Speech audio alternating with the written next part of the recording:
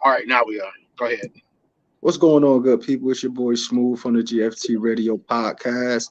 I'm here with my boy Willie. Sonny will be back in a second. Willie, you want to say what's up, brother?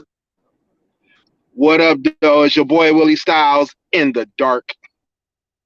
Yeah. In the dark. He'll be in the light soon. No, he coming to the light.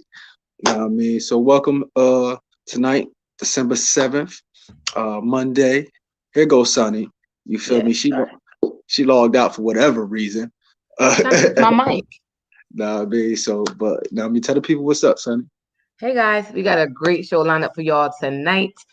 Before we jump in the show topic, we might as well do the little promos, the shameless promos at the very beginning of the show. So as y'all see, I don't know what Willie wearing, but you see me and Clint already wearing the GFT Radio merchandise. So go to teespring.com/stores/GFT Radio, cop some merch. The brand new merch on the site is the Black Businesses Matters shirts, and I believe I made hoodies too. So go there, cop that. All the proceeds go to what we do here. Everything costs, so it pays for us to present our podcast to you and all the stuff. Y'all know it costs billions and billions of dollars. And I got my shirt on. I could be real petty because I can be. And then he got the all skin folk and kinfolk, which is true. And I don't even know how true that is, but that's just facts on top of facts on top of big facts. But Follow me on East Trenton Group. yes. And if you're watching right now, you're either on YouTube Live or Stitcher, not Stitcher, Twitch. I don't know why I was going to say Stitcher, but Twitch and Facebook Live. So make sure y'all be jumping all up and through the comments. If you want to join in, let us know. We'll tag you in to be on the video versus in the comment section because we show the comments on live anyway. But if you want to jump in and be seen by some folks, put some clothes on and show up in here when we let y'all in. But you can actually follow us on our website, gftradioshow.com, or catch us on all your favorite social media sites, GFT Radio, on GFT_radio on Twitter, Instagram, and at GFT Radio on Twitch.tv and Facebook. You can also, we just created the group, the GFT Radio discussion group, so you can join the conversation. So go on Facebook, search us, our logo's right there, and join into the group. What else am I forgetting? Am I forgetting something else? Oh, catch us Mondays, of course. Mondays, 10 p.m. Live here. So do that. But we got a great show lined up for y'all tonight. We're talking about jobs during COVID. Trying to get down to the nitty gritty about how the job, the either looking for a job and just the jobs period are evolving since COVID-19. Half of us are working from home. Half of us created businesses out of this pandemic and started our own little business, made us get our little entrepreneurial on and do more, and learn how to do different jobs to, add extra income from work from home. I know people started making masks. People just started doing the different things to help people. People were selling a lot of the stuff that we couldn't find in stores when everybody was snatching everything up. So, it made people more business minded, made people learn how to do things that they when they was patronizing other businesses, they were able to learn themselves, like cutting their hair, doing their hair, and stuff like that. So we're going to talk about how the job market has evolved and different changes that we've seen or know of throughout this pandemic and going forward, because the world ain't going to be the same after this. So might as well learn a trade, do something. It ain't the same already. Yeah. It ain't the same already. I think we actually, like, earlier in the year, a few months we ago, talked about it. Yeah, we kind of touched on it a little bit, and we did basically quite a whole show on it. I just sent the group a message in the IG chat, in case you want to share that page. I don't know if can I do that? Oh, in the group chat. In the group chat, yeah. I'm not even looking. You click on that link. What are y'all trying to do? He sent the thing in the group chat. I sent the link to an article. Oh, okay. So I just wanna hop into something real quick. So this is a report from flexjobs.com. And they said, basically it starts off, the COVID pandemic has had a well-documented impact on the workforce. But specifically, these categories have seen an increase of more than 50% and remote jobs posted since March 1st, 2020. Computer and IT, customer service, accounting and finance, project management, marketing, sales, and mortgage and real estate. So since COVID has hit, those industries have seen a 50% increase. Yeah, my sister, she's a real estate agent. She's in been selling remote houses. jobs. Mhm.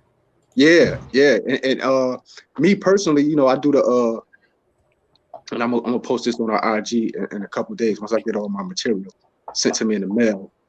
But you know, I do the notary and the mobile notary. So you know, I do a lot of signing agent duties to where the mortgages, and I'm getting a lot of stuff in my emails that it's like a spike in people buying houses now and stuff like that and need their deals closed, and for me to you know, the witness, you know, do the signing agent, my signing agent duties or whatever. Right. So it's definitely been a, like Sonia said, her sister in real estate. So it's definitely has been a spike in that industry since COVID has hit. But you know, remote. When we talked about this before, I was saying a lot of people are going to have to learn a lot of new skills, Yes. especially older people. Older people really didn't like, you know, didn't have the patience or the time for technology and learning technology. Well, you know, in order for you to still compete in the job market, in order for you to earn a decent wage, you have to be more technologically literate, so to speak. You know what I mean? We can't just be sitting back now and now don't want to do that. I don't want to do this. I don't got the patience for that. Well, if you want to compete in the job market now, you feel me? You have to improve your technological skills. Whether it be like for me, as you know, Willie, I'm in school now for cybersecurity. Right. Mm-hmm. You feel me? That's that basically has happened only because of COVID. Right. To be honest with you, you know what I mean? I really wasn't thinking about being in cybersecurity before COVID hit, but you know, I'm sitting around and I'm just playing on the computer and stuff like that. And I thought to my, you know, I done called you and hit you up plenty of nights. Right. And yo, how you do this, Willie? On the phone, because I know that's your background and like you the superior senior as far as we go with that information. You know what I mean? So I'll be getting a lot of info from you as far as, so I knew I wanted to get into the IT field. I didn't know if I wanted to get into the repair, the networking, or cybersecurity. So I decided on cybersecurity. And so basically that's what I'm in school now, you know. So I should have my degree in that within a year and a half, because a lot of my credits, you know, I already got a lot of my credits down pat. But in the meantime, I'm gonna try to get them certs. You know what I mean? Get the hands-on knowledge, the hands-on thing, and that's strictly through the COVID. Mm-hmm. You know, reading the room, going on the internet, watching the news, seeing how there's been a lot of spike in you know, cyber attacks. You know what I mean? Across the world, across the country, in all different forms. You even hear now that there's these what is it? They cyber attacking the Zoom meetings and stuff. Oh yeah, for the vaccine. Yeah, they've been. Oh, wow. You know, that's industrial. What basically is industrial, not industrial, but medical espionage. But it's also, you know, it's also, you know, it's so much money in it, so they're trying to. What you got in that cup, Clint? Some Pinot Grigio. I mean, Pinot Noir. Pinot Noir. Oh, okay. No doubt. So yeah. So one thing you pointed out is the demand in jobs, right? And in IT, some of the bigger jobs that we've seen, or some of the jobs we've seen bigger demand in. Matter of fact, I can bring this little article up that I just found. I didn't get the text though, Clint, for the. I think he put it in the IG. Group chat. IG. Oh, my bad. Okay. Yeah. We got so many group chats. Y'all got to excuse us. Listen, we're not Or going to talk group chat. about group. We need to have a conversation about group chats on this motherfucker. Group chat etiquette. Because listen. All right. So this article is from Money. What's up, my kings and queens? What happened? What's going on, Dan? I said, what's up, my kings and queens? What up, though, bro? So this article here from money.com is talking about jobs that are in demand or job skills that are in demand. So here they were mentioning a couple of IT related jobs, one being social media management. And, so of course, because of the fact that a lot of companies have had to convert from either, in person or trying to align their businesses with people in their homes or in an office, they now are going online and they need to be more social media savvy, right? Because a lot of people are spending a lot of time on social media. A lot of people are spending a lot of time on the internet. So social media management has blown up. So they says it has been an astounding 199% increase in demand in the job market since 2019. They said that it's probably what's causing this year's uptick in employers seeking social media management skills. And then employers want to make sure that their social media brands are on point when in-person interaction with customers simply isn't possible. And, as most of us know, a lot of us don't want to be interacting with a business in person. So we're doing a lot of online shopping. We're doing a lot of online purchasing of services, and even taking advantage of, like you said, some of the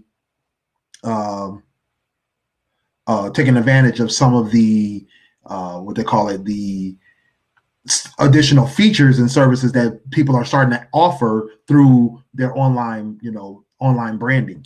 Another thing that's come up is, like you said, Smooth, is IT support. So 102% increase. And a lot of that is from the fact that a lot of companies have had to adjust and do upgrades to their systems to handle the online rush of new customers, of even their current customers, because of the fact that they have to create new websites, new web features. There were so many companies. I had another article and I forgot where it's at, but it talked about how many companies had to totally revamp their systems just for work at home.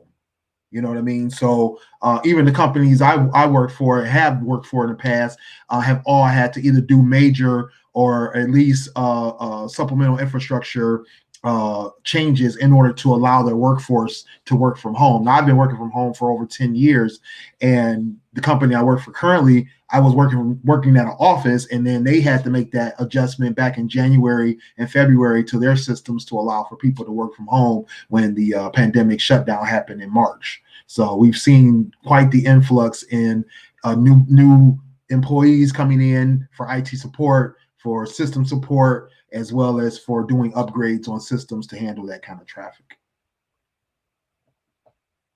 I know for my job, where they had to, IT had to take on the mass thing, because we weren't, some of our people work remotely, but to put that many people in, for where I work, we're unemployment and TDI, two of the biggest things that's being used right now. So it was mandatory that we all were able to get remote. I mean, especially for those two and us, because we're HR, and it was our systems were slow, so they had to figure out ways to make it where it wasn't overwhelming the system constantly, because we're all working. We all have core hours, and you can't just tell people they can't work. You got to work this certain hours. A certain amount of people can be on this, because we all got to do a job.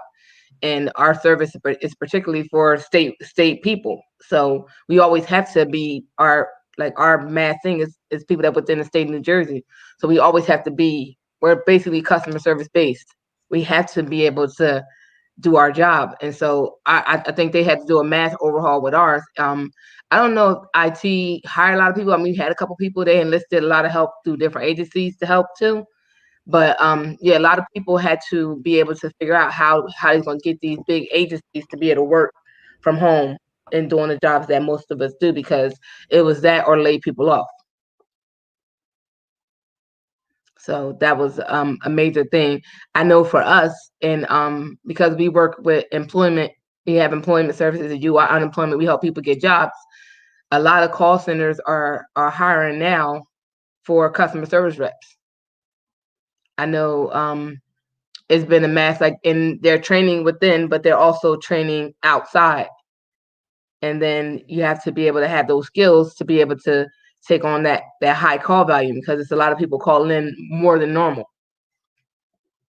So a lot of call customer service jobs that got call centers are hiring. I know we've been hiring like crazy for our two main departments, because it's been, you got people not working, and then people that they need people to pick up the slack because they're constantly backed up. And this is why people complain, because they're not getting, it's taking long to get through to people, because we're so, most of these jobs are so understaffed. They need to hire people as temps or others to come and help and pick up the slack.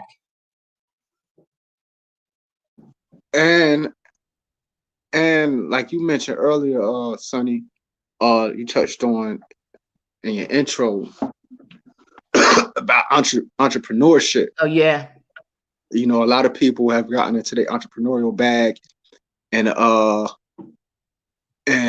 so, you know, they starting to go into business for themselves. You know, in our city, I can think of multiple people starting their own clothing lines, Yeah. or their own merch. Other people, you know, they do the dinners. You know, people are being creative. People are being creative. That's the article I was talking about, and that, you know, they were showing, as Willie is highlighting right there, the increase in 12% increase in remote jobs listed in August over July. Yeah, and then I think if you scroll down some, it'll let you even know about some companies that are doing more hiring.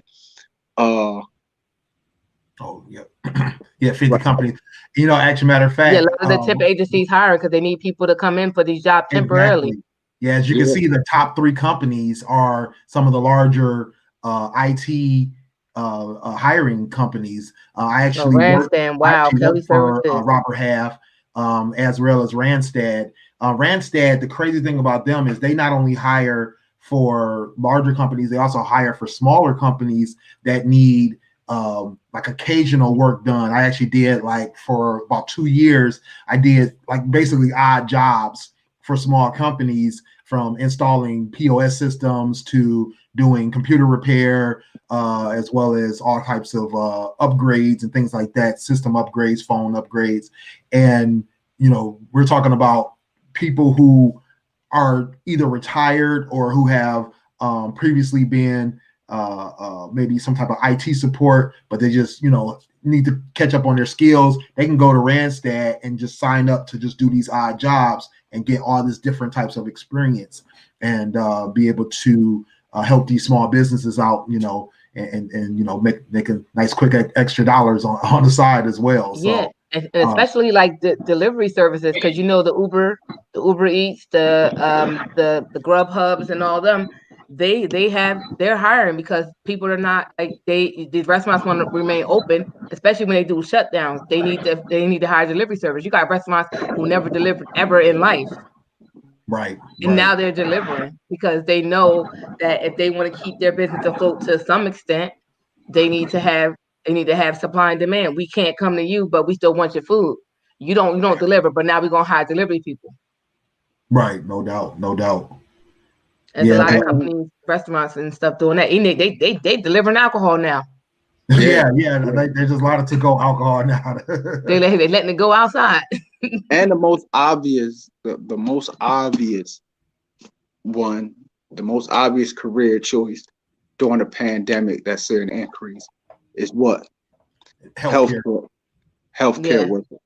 So, you know, I know there's a lot of people going into healthcare.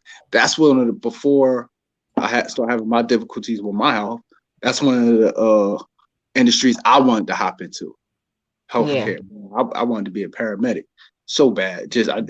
Just a paramedic. I wanted to be a paramedic so bad. So, but a lot of I know there's a lot of people and they're projecting. I just sent another article to you, bro, in the group chat on there. Okay. From grow.acorns.com, and they saying expected growth by 2028, 12%, for registered nurses, physician assistants, 31% by 2028, anesthesists, nurse midwives, and nurse practitioners, a 26% increase. So, like, that's big. Yeah. Like, Yeah. that's a But it's huge a lot of increase. but it's a lot of people and then look at it like this from not a morbid standpoint, but you got a lot of people because of this pandemic. You got a lot of people who are working that were older, probably 60 and plus, that were still working, now home because they can't be exposed to COVID as much because they're more susceptible to catching it. That now some of them are too you got people retiring. I know from what is talked about with us, they're talking about starting retirement packages and people getting out earlier rather than coming to work and risking because of their age. And when you get up in age, your health becomes an issue rather than be worried about having to come to work and worry about catching COVID or whatever the case may be. They're like, listen, I'm gonna be home and be relaxed and chilling. So now these packages are starting to come out to buy people out to retire early versus saving these jobs that people will be getting paid 80,000 or plus, and they can't come to work. They're just not really. They're doing the bare minimum. So let them all go and let's bring some new blood in. We could pay them less. So it makes sense for the employer to save money versus paying out those big salaries to now hiring new people and getting them paid lower, or at this particular point using these staffing agencies to pay less for right now, not really hiring them until they get the candidates they really want. But see, here's the thing though, Sonny. A lot of businesses really been doing that as far as hiring through the staffing agencies and not state New Jersey, but for the most part we yeah. The thing that's going on now, the sad part about it is a lot of businesses are just cutting off positions, period. Yeah, a lot of people getting furloughed or indefinitely furloughed, stuff like that. Or just like certain businesses, like, they're not like the retail industry is going to take a hit because a lot of more people are shopping online. Yeah. So a lot of people who work in the retail industry, who make money doing that, they're really not going to have those jobs. You talking about the movie industry, and I ain't just talking about I'm talking about the theaters, the movie theaters. Oh yeah, a lot of those jobs, you feel me, they cutting back. So a lot then of you get the people that's making the outside movie theaters. Exactly. So, but also, a lot of them jobs was for I was just watching earlier, I think it was ABC, and they was doing an interview and they was talking about how teenagers or young adults feel like there's not enough jobs for them anymore. Mm-hmm. You feel me? Because a lot of the jobs, like for instance, when my brother graduated just last year, he graduated with your daughter. You know what I mean? He was working at the time. He had started working at Sonic, but due to COVID and everything, you feel me? His hours was being cut, and then basically they told him, "Well, we don't need you for a certain amount of time." So he had to end up finding a whole different job. Yeah, my daughter just found one too. She was working at Foot Locker, and they basically, took them. They got paid for a little bit. They were able to collect unemployment, and she just started working at FedEx. Oh, see. Yeah. Nah, I mean, there's a lot of job shifting going on. Oh, somebody saw Sam. Okay. Now there's a lot of job shifting going on. I think a lot of that is because of the fact that, like you said, a lot of people are getting either laid off or they recognize that their industry is starting to downsize or their companies are downsizing, and they're not tech savvy. They're not. That's another thing. I'm sorry to cut you off. That's another thing. You got a lot of people that were not tech savvy from the begin with. They were used to doing their job the way they were used to doing it, and they're up there in age, and they're not tech savvy. So they figured, I might as well retire because now I got to learn and figure out how to do this. And I don't have anybody there helping me in the office. I'm home. Right, exactly. I can't do this. This is Yeah. overwhelming. I'd rather go than to try to figure this out on my own because I can't always, I'm not physically there to be able to get the help that I need. Right, that's true. But I think a lot of people, a lot of people too. Like, I forgot which one of you mentioned it. You know, not having certain skills, needed to go back and get trained on new skills.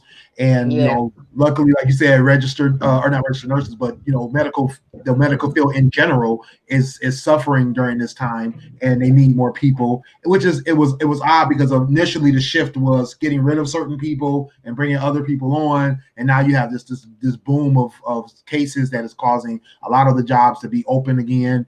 And but you know, basically, a lot of people had to learn. To be CNAs, to be LPNs, to be registered nurses, EMTs, things like that. And so that whole industry has blown up and allowed people to shift careers. But then again, in Smooth's case where he was talking about shifting over to IT, and I talked to several people actually who had decided to move into IT jobs. And so you're talking about people going and getting training to be IT support, to be cybersecurity, to be all types of different career paths in that area, and being able to take advantage of this time when these companies need this additional support in those areas. But I think it all just kind of points to the fact that you have to be cognizant of what's going on in your industry, cognizant of what's going on in other industries that you may be either familiar with or able to move into, and then make that move before things just kind of fall apart around you. Yeah. I don't know if in retail, it doesn't. You hear me? Yeah, I can hear you. Go ahead. Hey guys, can you hear me? Yeah, we can hear you. Okay, got this new headset. The retail side of it, it doesn't hurt. It doesn't help that, like you said, the online stuff and being competitive, because my job, they're hiring not full-time positions, part-time at $10 an hour, versus you go to some of these other places like Amazon or FedEx, they're hiring at $13, $14 an hour. And then you got the pandemic. They don't want to come out and be hands-on and get paid less money than you could be making at a factory. You know what I'm saying? Right. So on that edge, I mean, even though we have online orders at my job, but it still doesn't hurt. It still doesn't help us that you got half the time we get people who apply just to apply for some reason. Then you find out that we're paying them at $10. They don't even come in for the interview for half the time, and some of them are really qualified on paper to do the job. Then they just fan out. They just don't cut. They don't cut the job. They're like, I'm not doing this for $10 an hour. And they just quit, get fired, or they're still there, just hanging on by a thread. Right. One thing I learned about getting into cybersecurity, I was listening to this expert speak, and he does hiring and but he worked for a lot of people as well, like different companies. He was saying, like, for IT, for example, some of the best qualified for the position won't get it because they don't have a degree. He said, so the point was like, during these times and moving forward in the next couple of years, a lot of these companies' human resources department are going to have to adjust. You understand? Because, when you go apply for these jobs online and you see the requirements, some of the best qualified people for the job, soon as it says, need bachelor's degree, they're not even going to apply for it. So it's like, it's killing the pool of you know what I mean? Like, you may have 100 people apply for a job. Like, for instance, so say if I get my bachelor's degree and Willie doesn't have his, right? But see, Willie is more hands-on, and Willie been doing this for, you know what I mean? I'm just using this hypothetically, for 20 plus years.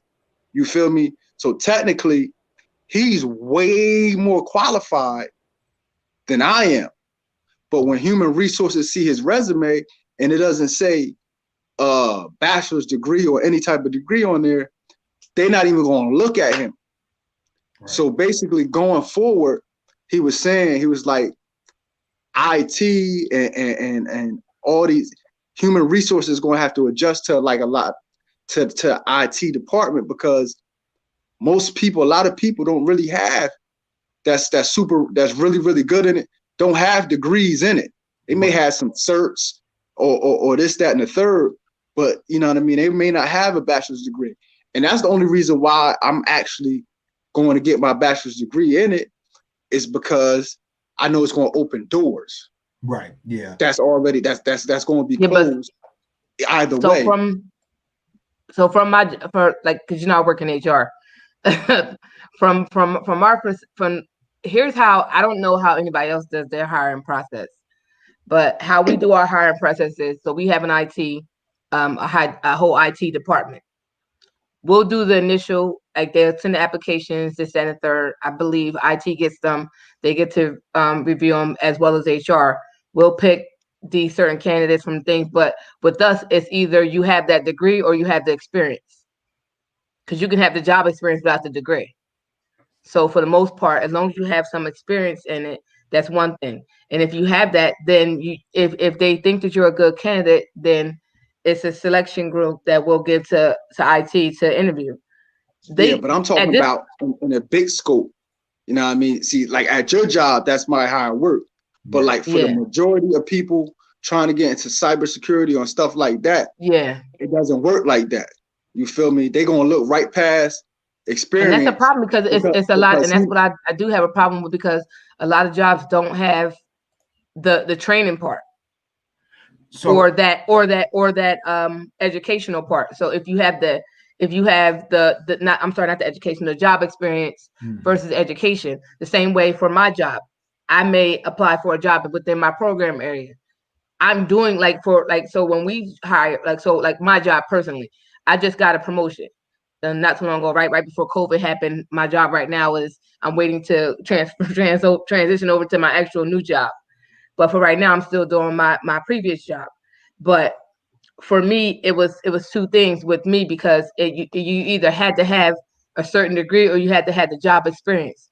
I'm doing the job currently. Not only am I doing the job currently, so this job is a mix up of between what I am doing and what I was doing. And it's like a liaison situation where I'm training the person coming in under me, but I also can train the people that were doing the job. So I'm kind of like a training situation. I'm training both people to do two separate jobs, but also so it's that way if they get phone calls, they can answer both phone calls, and I'll keep them up to date as it goes forward.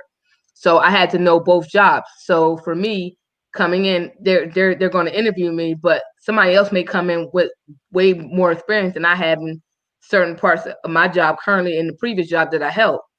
So, but it comes the thing of how knowledgeable are you, and you have people that interview well that don't know the job. You have people that come to an interview and will interview excellent. When they get to the job, they have no idea they have no idea at all. Like people talk that talk, but they can't actually do the job. And it's that too. So you have to kind of pick and choose. And this is why I like how we do our interview questions. So the way we do our interview questions is kind of like it's all over the place, but at the same time, it's detailed to that job. And then you also have to have it's like samples of how you like questions, and it's samples that you have to at least explain, at least have common sense of what you know this job is entailing. Okay. So it depends on how their jobbing, how their hiring process is. Because if you can look at it, you can look at a resume. People make a resume, can falsify a resume, make that great. When you get to the interview, it's two interviews. It's one interview at the beginning, and if we like you, you go into a second interview, but the questions are detailed towards the job. So if you can't explain the job to us, or at least know stuff that you should know about the job, and the questions aren't like a surface question. It's an in-depth question. Yes. So the big thing is going back to what Clint was saying, the big thing is that there are lots of different ways that everybody hires, right? Everybody has their requirements, everybody has their rules. And to your point, Sonny, you know, in certain companies or certain agencies, they have their own set of rules or have their own set of, you know, methods in order to weed out and to bring in the right candidates. In the situation that Smooth was just talking about in terms of needing degrees, I'm actually in that situation right now where the company I'm working for, they only internally hire people who have degrees. They don't even consider you regardless of your expertise, your experience, anything. Like I literally have, and that's crazy. I have almost 30 you're doing years it, right? Huh? I said that's crazy because you're doing it, right? Yeah. And I have almost 30 years of experience in IT. I have 20 years, a little over 20 years of experience in the job that I'm doing right now. But because I don't have a degree, I can't get hired at this company. And if my job was like that, I would be working for as a contractor. And if my job was like that, I wouldn't make it either because I don't even have an associate's. Right. So the big thing is that it does depend on where you are, what company you are working for, and what their requirements are. Now, I can work for them for years on end as a contractor. They don't care. They'll leave me on. They'll let me do the job. You know, they have no problem with that, which is kind of weird because I probably make more than their employees. But it's the odd thing of it, and right? That's the crazy part. So, some part-timers make way more. Yeah. So the big thing too is in terms of the experience and the companies that will allow that experience over degrees, it does become important, right? And especially in IT, what you will find is that we have people who, you know, I mean, like I'm one of those type of people. I've worked on 25, 30 different systems. I've done everything from computer repair and local support to server support, network infrastructure, full company networks, all that kind of stuff. But when it comes to other people, they may only know how to fix a phone, or they may only know how to show you how to use a certain type of program, or they may be a computer programmer that does, makes programs. I've had people call me and say, "Do you know how to make an app on an iPhone?" I don't know how to make apps. I've been in IT for 30 years. I've never made an app. I've never made a program. I don't do that. Like, that's not what I do. IT is such a broad statement, such a broad category of jobs. It's not like saying, even then, it's a misnomer to say, "Oh, you're a nurse, so you know how to do all these different things." Even that's wrong because it's such a broad thing. So that's how my work when you have the right experience that goes with the specific job that you're applying for, then, you know, people will either make a decision. Do they really want to work with you because you're an expert at that particular program or that particular system or that particular job scope? And then they make their decision from that. And like you said, like I've done interviews where all it required was me to talk a good game. I've done interviews where they literally tested me specifically on terms, topics, and features of the software that I was supposed to come support. I've had a situation where I walked into a job and they gave me a test, like a literal test. And I had to take this test in order to get the job. I mean, it's many different ways that you can be interviewed. I mean, I had an interview one time where I literally went straight to the owner of the company. And I had a quick HR call, but my interview was like, walked in the door and they were like, "You need to come talk to this guy." And he was the owner of the company. And he basically just wanted to know like what my background was. What, you know, he looked at the resume, he was fine with the resume, but he's like, you know, "I want to talk about your family background. I want to talk about the type of person you are. What are you going to bring to our what they call it, not our environment, but our culture."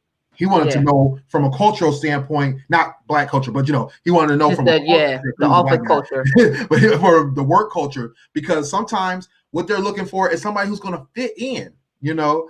And I think that's what our department is doing now too. For our got a job in our area, but they're trying to find somebody that's going to be able to fit it and pick up the slack and do the job too. Because, like I said, you get people that talk the game. And it's funny you should mention that because my work husband went to school for something completely different. Mm-hmm. And my last IT manager he had his degree in sociology, but mine is a physicist. He's like, I call him Sheldon. He's Sheldon. He's a whole physicist, right? Wow. Works for my job. Doesn't do what he went to school for. That's something completely different. But he is our IT. He's like God in our office. Like he knows every system. He writes programs. He writes code. All that. Probably because he's a freaking physicist. Does he have? But does he have a degree in that? Absolutely not. But that's what he does. Mm-hmm. Like he does it not only for our agency but other agencies. So it's like, do you take somebody and that's why to Clint's thing, I understand it, and that's my biggest gripe with a lot of jobs within the workforce. You want these people that have these degrees, but that necessarily don't know anything. And when they have these degrees, they might not have the experience. So you're not going to hire them because they have a degree, but they don't have the experience because you got to train them. Or do you want somebody coming in that already knows certain systems and has the actual knowledge of the job, whether they have a degree or not? Because how many times you get people that go to college for all these years, get these degrees, and don't have no job experience? Exactly. Yeah, and they have these jobs not about to train them. They went to school for 6 years, went to college for 6 years, and ended up, coming out. And so you're talking about being almost 30 years old with no job experience. And that's the biggest problem. So, like I said, a lot of these jobs I'm not necessarily looking for a job currently, but a lot of these jobs, when I see these jobs, they like experience necessary, and it's like, no, y'all need to go back to training people. Yeah, because they may have the degree, but they may not have the experience, or you may have the experience and not have the degree. Yeah, but I think that depends on the job itself, the industry that it's in, or the particular position that you're filling. Because I mean, like in my position, in my company rather, they couldn't do that. They can't train you. They need you to come in and hit the ground running. And most of the jobs, there are certain jobs, yes, you can come in and you don't have to have experience. You just got to be able to kind of just fiddle your way through it to begin with, and then learn the process, right? And it's not always the issue of having the experience in that particular job, but it may be the experience in that particular industry. That's all you need, and then they'll train you on what you need to do for them. So, but I think that a lot of times you got to also keep in mind that it's about, if it's coming in and doing my job, I'm a system engineer. We have to know how to work on these systems, be it these common systems like Windows, Macs, Linux systems, different stuff like that. We need to be able to have that experience already. We need to already have that expertise already, because if you walk in the door and you have no clue how to get to the control panel in Windows, you're gonna have a problem, because I'm gonna literally tell somebody to fire you, because that's the crazy part. But you, like you said, you do have people who will finagle their way past the door. Because I literally had a guy, he came in and he had a great resume. He talked real great game at the interview, and then he got in, at the position, and all he needed to do was be, first. Now it wasn't even first level support; it was really like second level. But basically, he needed to be able to not only help people figure out what their issue was, but also fix certain basic issues on computers. And he had no clue. He couldn't even help people figure out what the problem was.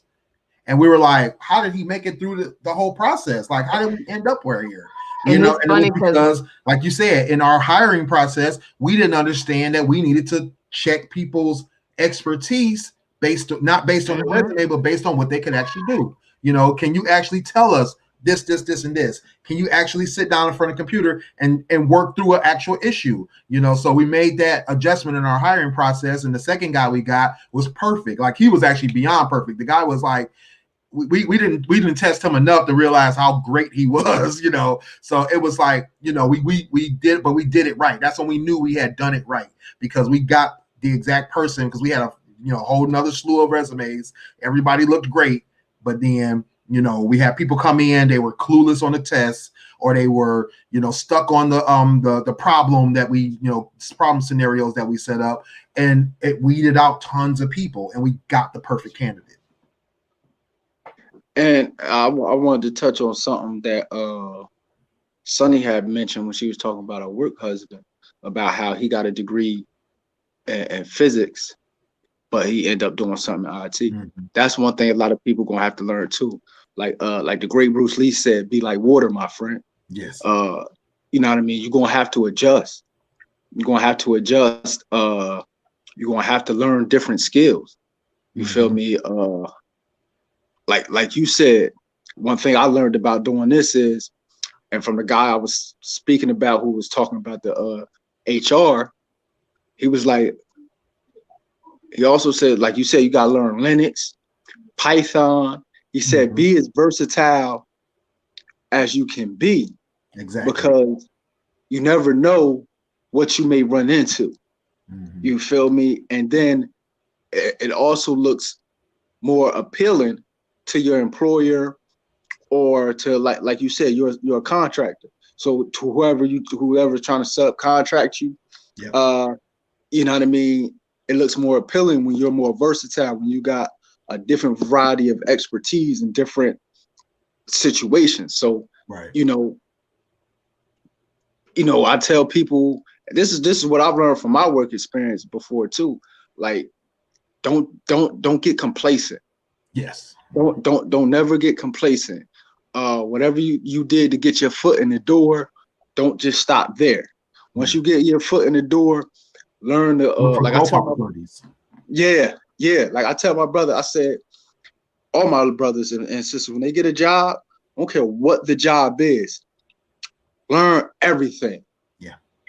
You feel me? Learn everything. Don't just converse with your fellow workers. So say if you like I mean, when I worked at UPS, you know, that's just a laborer unloading. I didn't just stop. I didn't just talk to the unloaders. Boom, I was over there talking to the managers.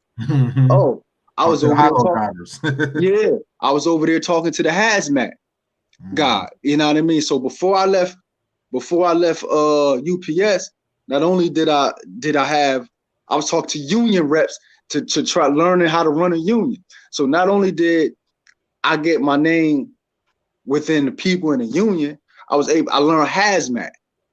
You feel me? Another job I started off, I worked for the state of New Jersey. I worked for the Justice Complex. I started off in the kitchen doing pots. Before I was done, I was the head cook. You understand? Right. Wow. So you feel me? I started off doing pots to being a prep person for the cook, to running the deli, to being the head cook. Wow. Because I learned early on, it ain't where you start and what you know when you start. It's what you learn when you get in there. Exactly. You feel me? Yeah. When I started working at the library, I just started as what they call a regular DG. So if you go in and you need to find a book, I'm the one that just go find a book for you. You know what I mean? By the time I left the library, I spoke a whole nother language. I was a bilingual library assistant. You understand? That's how that was just in me. Be fluid, be versatile, learn. I got a promotion simply because I remember, I never forget this. Lady who ran the library, she said, the only reason why you got this promotion is because you inquired. She said, there's been people here for years, to stay, never showed no ambition, never inquired, never tried to grow. She said, you've been here 6 months. Wow. And already you trying to see where you can go, see what's here and there. You already asking questions that nobody has ever asked me, that's been here for 3 to 4 years. Yeah. You know what I mean? So I tell everybody, be fluid, learn everything you can. Just because you get into a job and you get a position, don't just learn that position. Don't be satisfied. You feel like you was just in my conversation today. You was like, and it's crazy. I was just having a conversation with a coworker. Like I went from unpaid intern on welfare to full-time employee. 2007, I got my internship unpaid. I call it unpaid internship, the welfare to work program. 2007, 2020. I've been in the state that long. And now we on 2021. And that's where I'm at with it.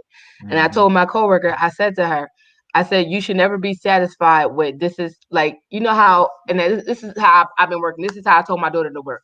Never be satisfied where you at. Like Clint said, always be trying to get where you're going. For the first year and a half, I came in doing the state freeze. When I tell you, the director herself pulled me in and was like, listen, her and the commissioner was like, listen, we're trying to get you hired. If you have to leave us from this program, we understand. Make sure we have up-to-date information for you. We're going to hire you as soon as we can get off the hire. When I tell you they hired me on an unemployment freeze for unemployment workers. I was hired and assigned to unemployment. I never went to unemployment. I was in HR this entire time.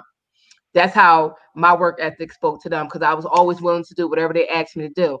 Even to this day, as long as I've been there, I don't care if it's not my job. Tell me, so I don't have to keep having to transfer you to this, that, and the third.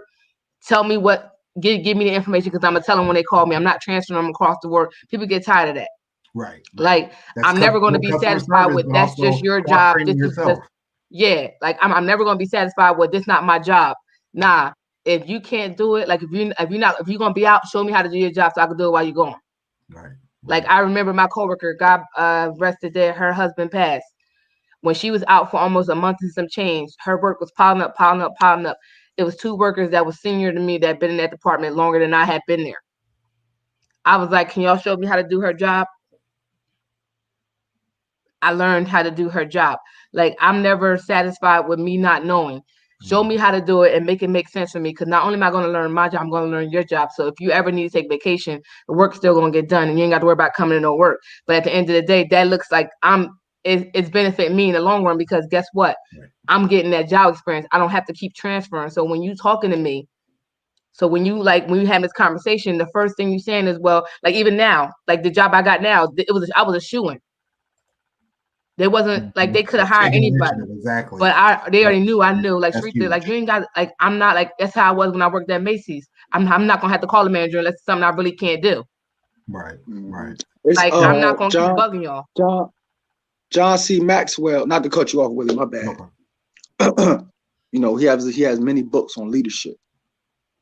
And one of his rules in leadership is like the person David Ruffin just said, taking initiative, but also is become a valuable asset. Yes. Yeah. And when you become not just an invaluable asset, it's invaluable, like, yeah. Mm-hmm. You know what I mean? To where, like Sonny said, and like Willie pointed out, how he's so versatile with his skill set, and like how I'm just so willing, like, you know what I mean? That's one that I always said, I don't believe I'm really smart. Like, when they talk about intelligence, you are. I'm just saying, when they talk about intelligence, I don't know if I ever created something or ever came up with something and was like, oh, wow. But I learned fast. Mm-hmm. I think that was the gift that God gave me. You know what I mean? You could put me in any situation. That's how I am. I pick up shit really easy. And I learn quick. Mm-hmm. You know what I mean? That's how you got to be, though. Yeah. In this job market, you got to be that way. Yes.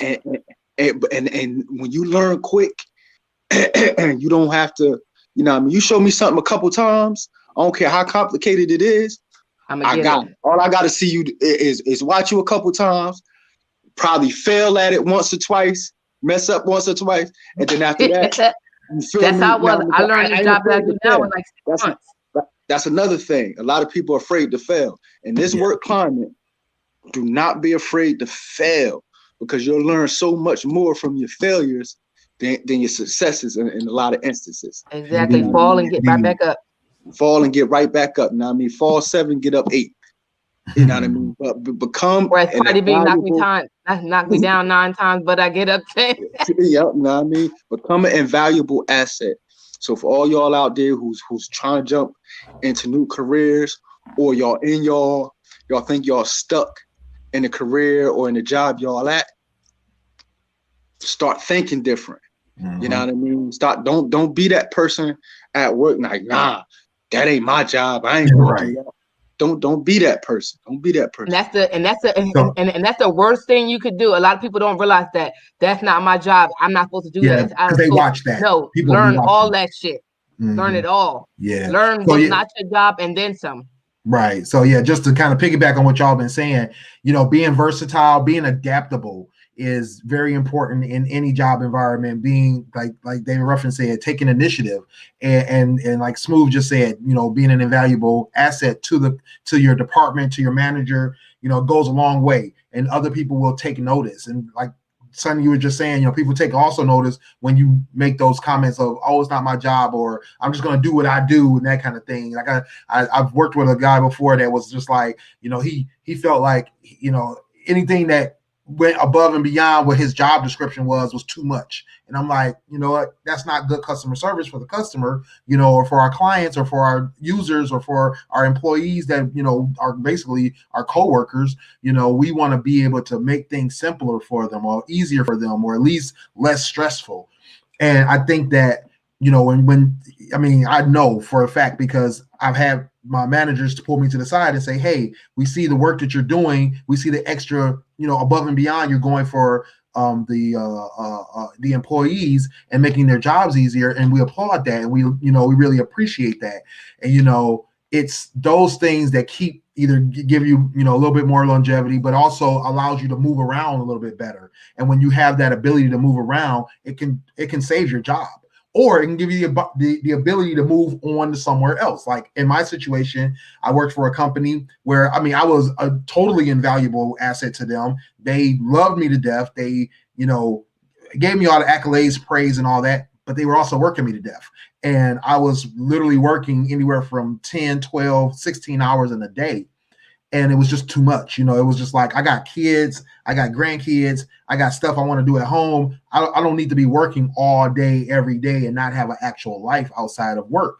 So I started looking for other opportunities, and an opportunity dropped in my lap where it was like, they knew from my past records, from my past experiences and my resume that I would be a great fit for their company. And they're like, hey, we can use a person like you. And now the situation is I work 8 hours a day. I mean, I will put in overtime if I need to. I don't mind, you know, but it's for me, I would rather be able to be at home and know that my team has gotten everything else taken care of. They need me later, I'm there for them, no problem. My customers need me, I'm there for them, no problem. But knowing that I'm not required to be, you know, stuck in a shift for 12 hours, 16 hours, and, you know, really only getting paid for 8, you know, that kind of thing. So it's the ability to move somewhere else. But you also have to watch the job market to be that adaptable. You have to be able to pay attention to what's going on. There's articles out here. There's analysis being done. There's you know, predictions being made about what industries are taking off, what industries need help, what industries are best to get into, and especially when you know, especially when you have what they call people who or I'm sorry, when you have situations where people know that your job is expendable and you could be let go at any time because the company could either need to cut costs, or the industry may be taking a turn, or a pandemic might happen, and you need to be able to be adaptable to move on to something else. And that's important, because that's what's going to save your life. That's what's going to make it, you know, make your life a little bit easier when you know that it's time to move on to something else, and you need to be able to still make a good living and be able to take care of your family. So I think that a lot of times people, like you say, miss those opportunities where even internally to the company that they're working for, that they could be adaptable. They can learn new skills. They can take advantage of other departments that may need help. I know it was plenty of times when I put the call out like, hey, you know, I got these skills. If you need me, let me know. I'll come over and take care of this for you. If you need, you know, this job taken care of while this person's out, I'll do this and I'll do that. And that's funny you say that, because I know with this pandemic, like I said, our UI and our unemployment and our TDI was like getting overwhelmed. People were not working and they were short on staff. And they had people that former workers of UI and TDI that had since long moved in other careers came back to help them because they already knew the systems. And they were willing to know the new systems just to pitch in. It's not to say that that's completely out of their job currently, but they came back just to help. And that's the thing, being able to come in, get that overtime, and work in the department that you don't necessarily work in currently, but you had that experience in before. And that's a benefit to you to say that you're versatile in that way. Even though you don't work there, you still have that experience and you can still do the job and assist when it becomes a troublesome load. Like, you know, right now the unemployment rate is high as hell. So it's the TDI rate because people are out sick and caring for loved ones. So those departments are a little bit stretched thin. So to have, I know from my job, like for the people that were able to switch over and do and go into those apartments and assist, that was a benefit because their job may not be as essential. They might have been home this time at the beginning of COVID, being home and not really doing anything, and now you're able to work for UI and do a job. Right. All right, Smooth, I'm gonna let you go ahead and wrap us up on before we wrap up what you want to say, and then we'll let you go.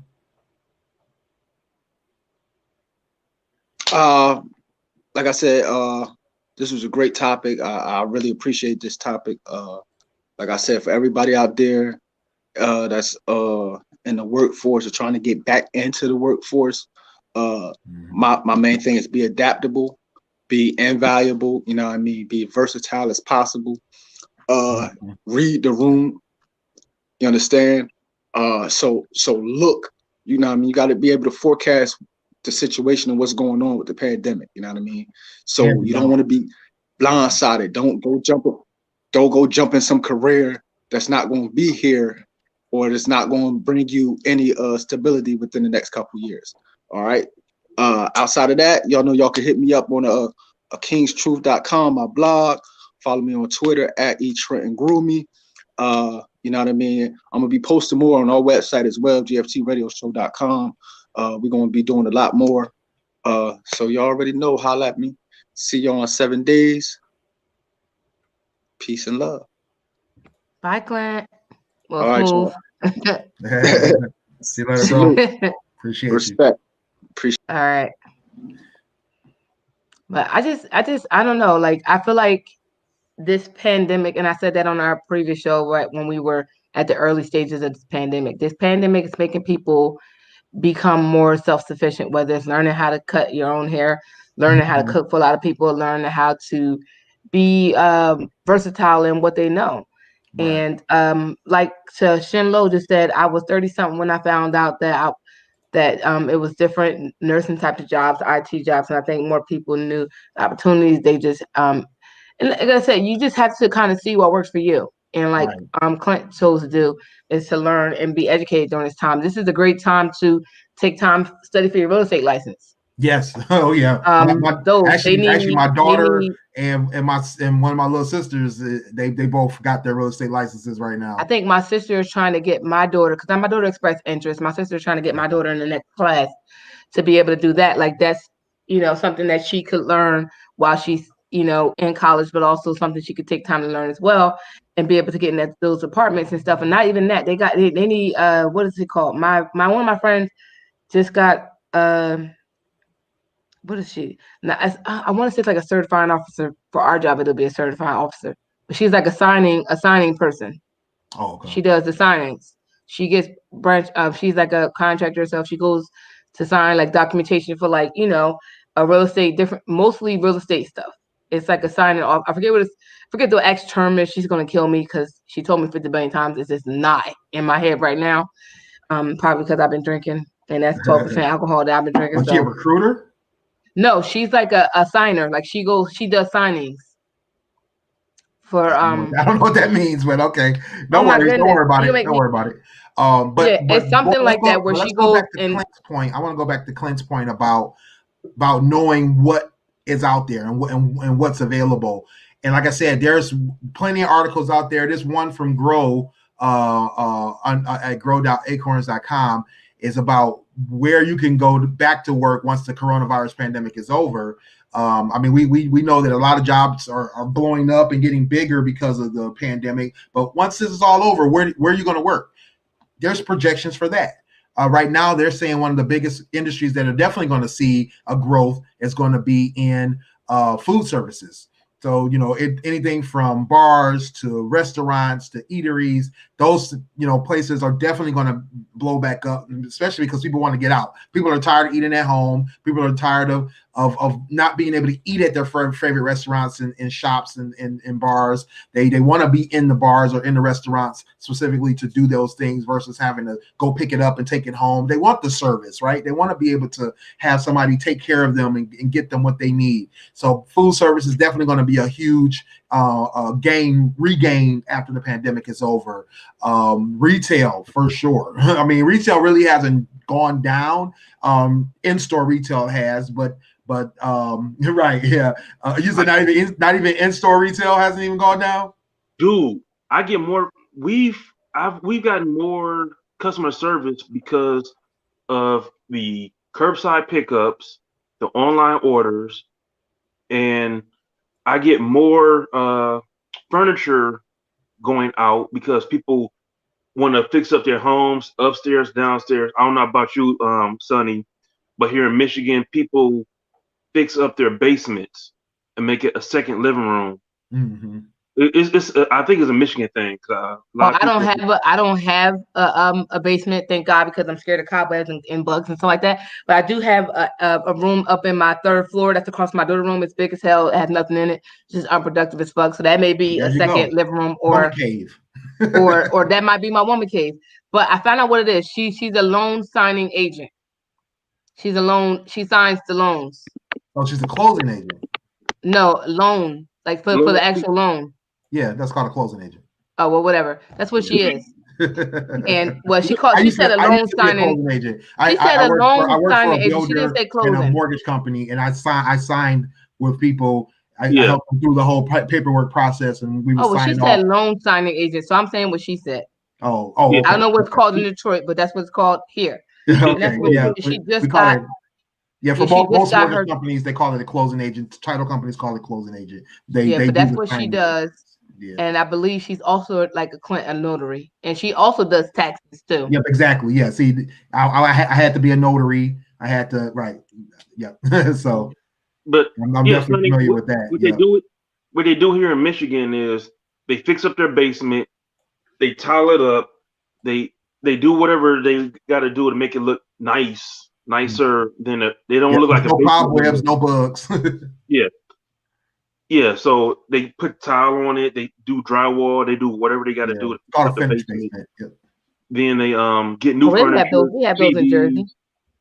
Huh? I just painted my son's room. I'm actually in the process of decorating his room. Yeah, but we in the after show. Clint, Willie, you gotta do the after show thing. Oh yeah. So we's in the after show. It's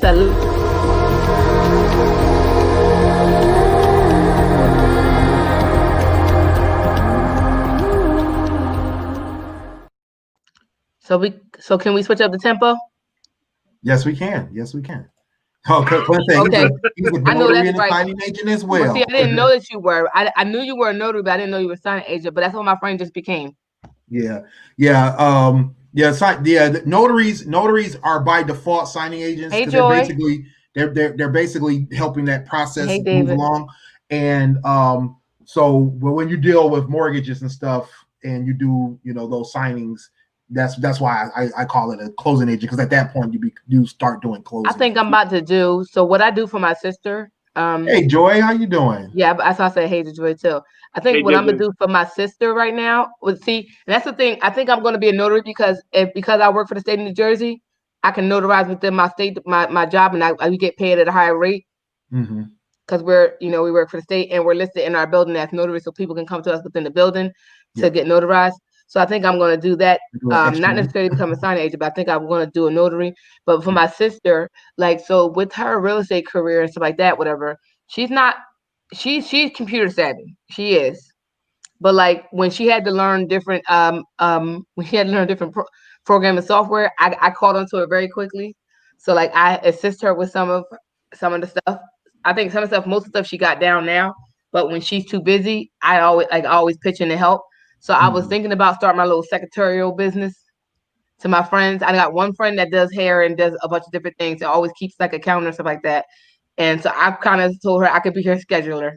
Right. And get the little book together and schedule her clients and let her know who she got when, and make her prepare. So she don't have to write it down. I got it for her, And then for my sister, because she has to, her real estate agency holds her license for 3 years. She has to be, doing real estate on her own, which she has been doing full time. And then she can get her license and start her own agency. So once she does that, Secretary HR.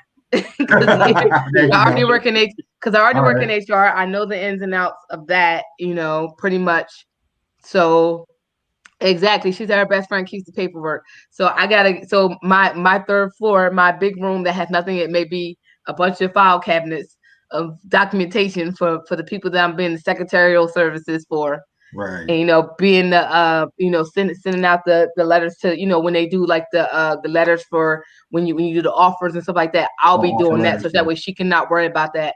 I can get those done for her. Send them out to people. Do the DocuSign, send them out to everybody. Make sure they sign them back, and then give it to her when it's done. Package her folders up. When she do her little showings, have all her paperwork already ready for her and ready to go. So that is pretty much what I'll be doing for her once she gets settled. That'll be my job. I'll be an unpaid person until she can make money, so I can start getting paid.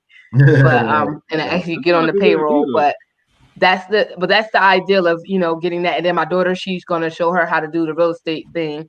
So that way, that's a real estate under her, a real estate agent under her. And if my niece wants to tag in, that's something she can do as well. It's like kind of make it a family business. So you said you want to switch things up. So what's our after show topic tonight? We haven't done an after show topic in a long time. So I want to we had this conversation on the actual discussion group. Okay. And I actually want to discuss two things. So the first thing I want to discuss is, do we hold? I know Willie got into this conversation yesterday, but do we hold our friends accountable? Or are we obligated to hold our friends accountable? Because how when people are friends, everybody's not perfect. People do fucked up shit. People do things that are not right. You got to call them on their shit. Like, hey, saying what you're supposed to be doing. Like, we know better than this, blah, blah, blah. Like, do we hold our friends accountable? And to Willie's point, do we feel obligated to hold our friends accountable, or should they be accountable for themselves? Right. Go ahead, Dane. Yeah, a couple of months ago, my boy Willie actually called me out. He called me up on the phone like, "You good?" Because a situation popped up, and I'm like, "Yeah." We talked it out. He let me know what was on point and what was on game. What I was doing wrong, or it didn't seem right. I'm like, I appreciated it. Like, if you tell me the truth, and like, hey, it don't look right. Yeah, it sucks that your boy got to talk to you like this, but you got to be man enough or woman enough to take the hit, because you the one screwing up, or presume or perceive that you're screwing up. It may be something totally different or just miscommunication, but just own up to it. Be like, yeah, I got to change that. No doubt. And that's the big thing that I was bringing up in the group chat was, and shout out to Sonny for starting our GFT radio show group chat. I think, is it linked to our GFT radio show page? I don't know how to do that yet, but I'll make sure it gets linked over to there. But basically, when I saw the topic, what I thought about was situations like that, where I've come to my friends and say, hey, I'm noticing this issue or this problem that I'm seeing either creeping up or that is a full problem, and I feel like there needs to be a change. And I think that you need to do XYZ, right? And if I feel like that person is going to be accepting of that information or that criticism or that advice, that's another thing about accepting it. Yeah. And what Joy say, yes, to the fullest extent of the law of joy and the morals and common sense.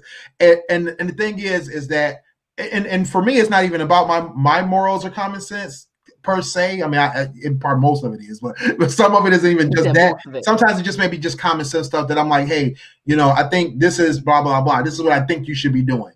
And it may not even be what I'm doing, but it may, do as I say, not as I do anyway. But my thing too is that I also know how to recognize in my friends which ones are going to accept the criticism or the advice or the change that I'm proposing, and who's not. And I'm not, and like I said in the group comments, it's like, I'm not about to break my back and and kill myself trying to chase after you. We all adults. Exactly. I'm 44 years old. Most of my friends are anywhere from 35 or 30 or 25.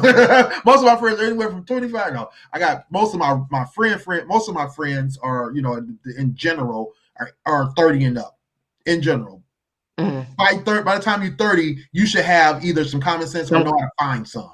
So if I'm going to come to you, I'm expecting you to either accept it and do something about it, or not accept it and move on. I'm not about to chase you on either side, but if I see you making an effort, I'm 25 too, Joy. Sorry, so most of my friends are 25 and up.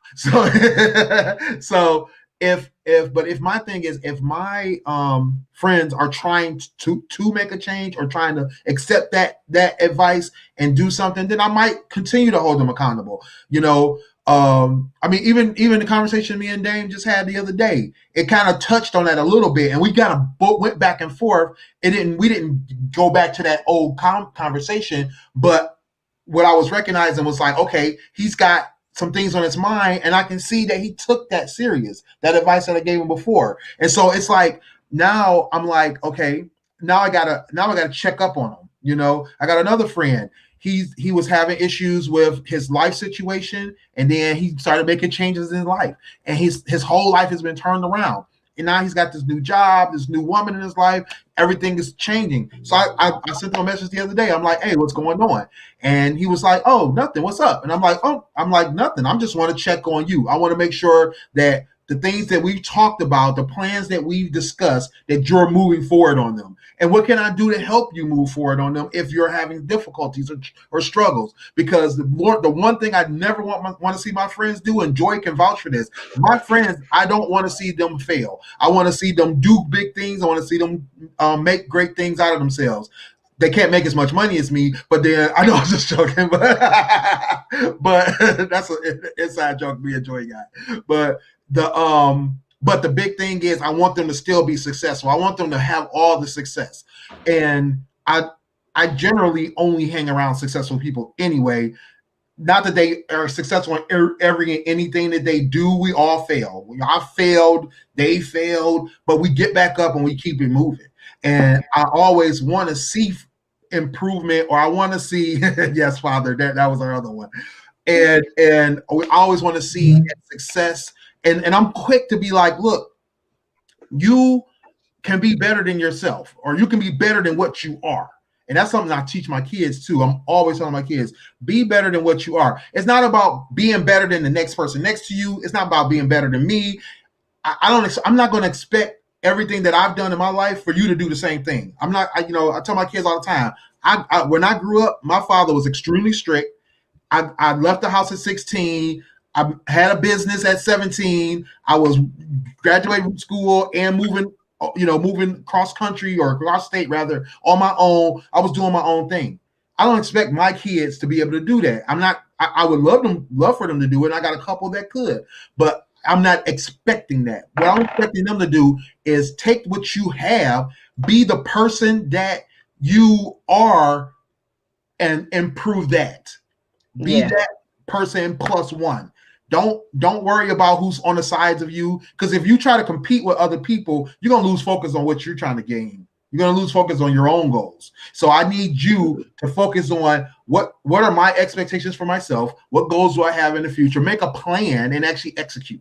Because if you don't execute on your plans, they're just dreams at that point. You need action to make a goal work. So that's my biggest thing is I'm only going to hold people accountable that want to be held accountable. I'm only going to help save somebody who want to save themselves. There's a meme going around, right? Well, I just noticed what she said. I'm not rich. No, but it's funny that you say that, because I have friends that won't like. I have conversations. One little quick point. Go ahead. This meme going around it's like Chris Rock saying this thing. Basically, he said, one thing I noticed is that I've had my car break down a lot of times. And every time I've had my car break down and I was waiting on somebody to come help me, people just drive right by. He was like, what I noticed is the times I started pushing my car, I had plenty of people pull up, get out of their car, help me push, use their car to push my car. He was like, people help those who help themselves. So, exactly. Right, and that's to my point. I just had a conversation with a dear friend of mine that's also a coworker. Mm-hmm. I just had a conversation with her. And like, it was a real honest conversation. And I just said to her, like, I understand where you're at. I understand why you feel the way you feel. But I also need you to see the other side of this coin. Look at it from like, and you have to look at it from a different perspective. Right. And if you're not communicating this, what you're going through, all they see is this negative. And as much as you got this going on, you ain't said nothing. And you saying that nobody's talking to you, you have to be the one to talk. Everybody's willing to help save you. You have to save yourself. And here's what, like from the outside looking in, as not being your friend, this is how it looks. Right, no doubt. And I need you to see, like, take it, and I get it, 100% how you feel. I get why you feel the way you feel. I get all of that. But take all that out of it and look at it from their perspective. What do you think how do you think they're supposed to respond? You have to, like, because everybody's here to help you. You have to help yourself. And that's one of the things. You can want to help somebody till they're blue in the face. If they're not willing to help themselves, that's a big thing. Like me, I'm with you. I'm with Chris Rock's whole thing. I'm not going to help you if you ain't helping yourself. Especially because if you don't care. Yeah, because if you don't care, why the fuck am I stressing myself out to care about something you don't give a fuck about? Because I'm passionate. If I care about you, I am worried about you. And me coming at you and having conversations with you is because I want you to be okay.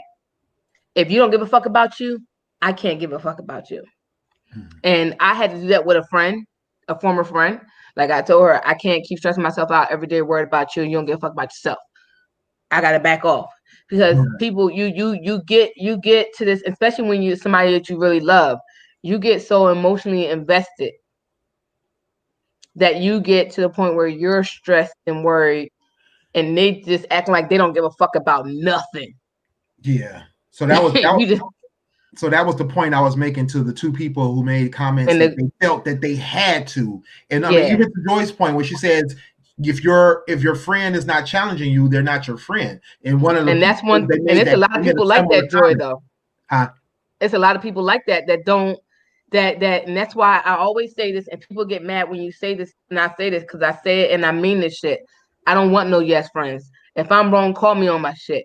Right. This is why, like, I got a couple friends in particular, Clint being one of them, and my friend Kiana, she was on the show a while ago.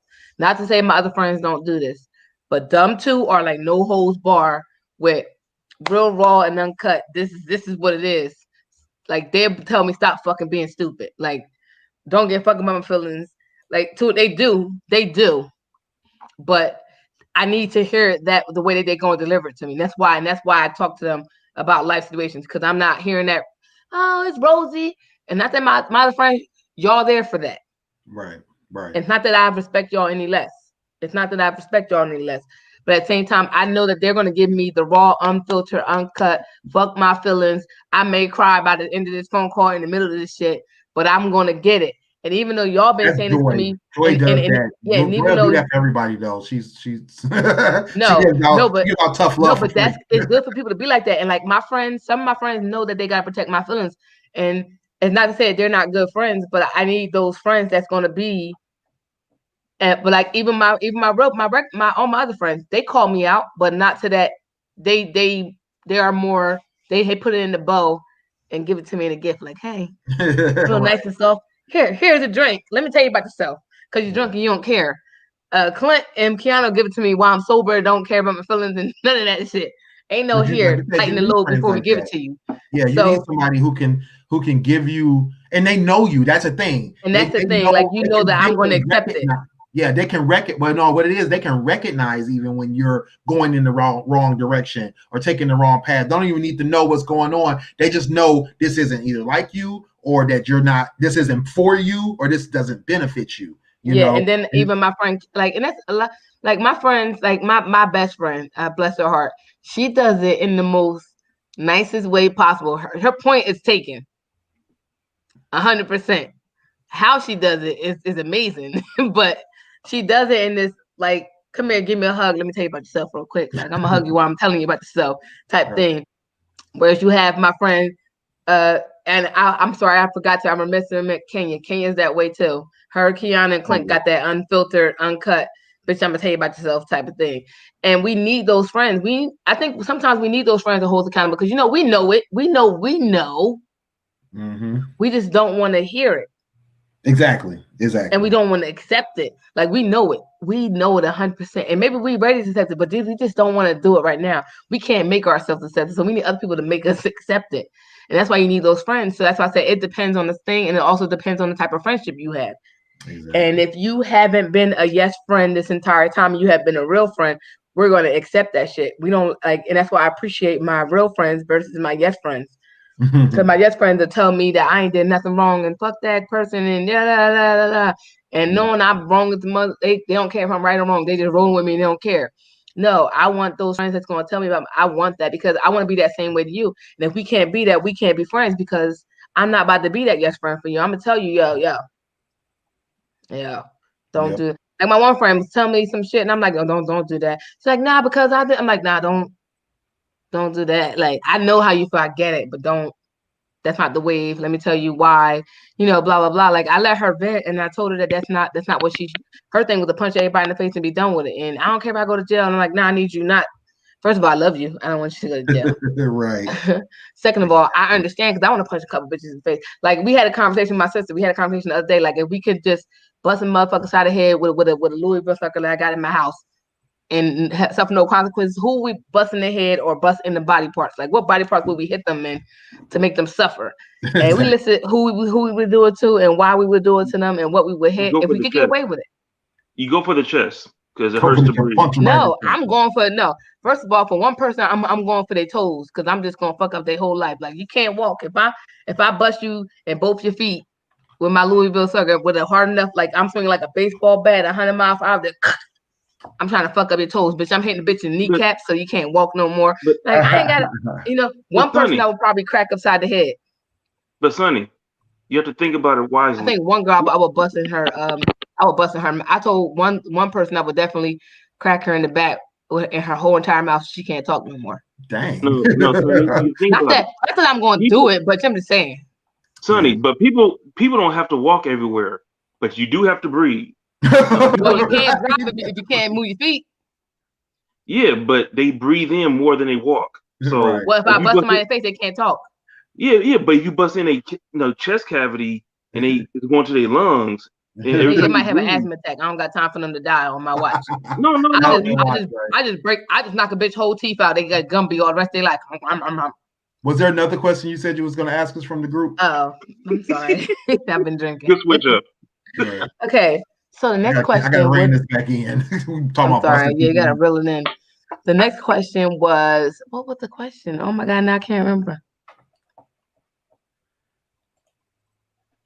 Oh, no, that wasn't it. That was a topic for another week. The topic. Oh, you talking about that other topic? I know what you're talking about. Yeah, we're not gonna talk about that one. Yeah. Okay, but the next question, I think it was going to. Oh, the perfect date. Oh, the perfect date. Yeah. That's a light topic. That conversation went a little different than I expected because people started talking about, the vibes and the feelings and the engagement and the interactions.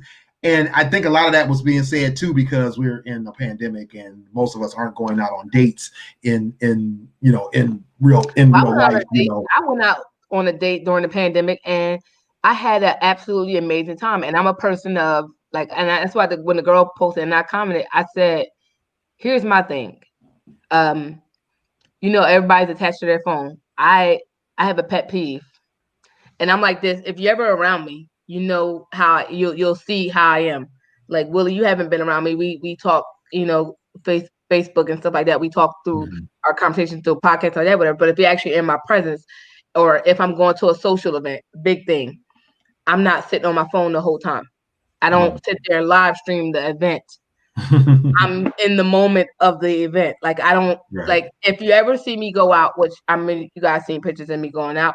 I'm going out, but I'm in their pictures. I'm not like I had probably like 3 pictures of my own on my phone, but the most pictures I'm in pictures with everybody else because everybody's always on their phone. When I'm out, I'm thoroughly enjoying myself. I'm not sitting here with the phone and stuff like that. So like I equate the date to the same thing. Like I went on this date with this guy that I met on a dating app, no less. surprisingly, because dating apps are a little sketchy. Yeah. This is a while back. This is pre all the nonsense I went through. I tried to let go of a situation and met someone. Seemed cool. We finally linked up, and he came out here first. He's from New York. He came out here. We went to a local spot, not a local spot, but in the area. Had a very nice time. My thing I check for today is if you're gonna be on your phone the whole entire time. Yeah, he took a lot of pictures of us together, but like he wasn't sitting there like this. Right. On his phone the whole night, texting and stupid shit like that. We actually had a nice, engaging conversation. Not that, and the one thing I stress about, because I know a lot of females worry about how much a guy spend on them. I'm more of a, I'm not going to make you spend more than what I'm willing to pay myself. That's how I am. We both had separate. We went out earlier, but we both had eaten meals before. Okay. We went out on a date, so we just got appetizers and drinks. So we were like, bro, we shared the appetizers and we had a couple of drinks and stuff. And it was a very nice conversation. Eye contact, making me feel like I was the only person in the room was a big deal because, it's bitches all around, everybody out getting, pandemic time. We finally get to go outside, stores open up, restaurants open up. People going outside with just anything on because we happy to be the fuck outside. Like, oh shit, let me go put something cute on because I ain't been outside for forever type of situation. But it wasn't like he was like in everybody else's face. He was totally engaged in the conversation. It wasn't the it was actual conversation. And if anybody knows me, I know Joy always talks about that too, and having actual conversations. Yeah, and if anybody know me, y'all know I talk on this podcast. So for me I talk regular when I'm not on the podcast. So for me to have a conversation with somebody, just have a conversation about just anything. Right. That was a big deal. And then I'm a big person of manners. So opening the door, pulling out, make sure, I'm seated first and I'm situated first. A big thing is walking. We went out to dinner. We went to like a park and hung out and watched the stars. It was nighttime, sat up and watched the stars and had a conversation out there. But even that, getting out the car and walking down the street to go to the up the stairs to go up to the thing to watch, we like near a lake. So that type of thing.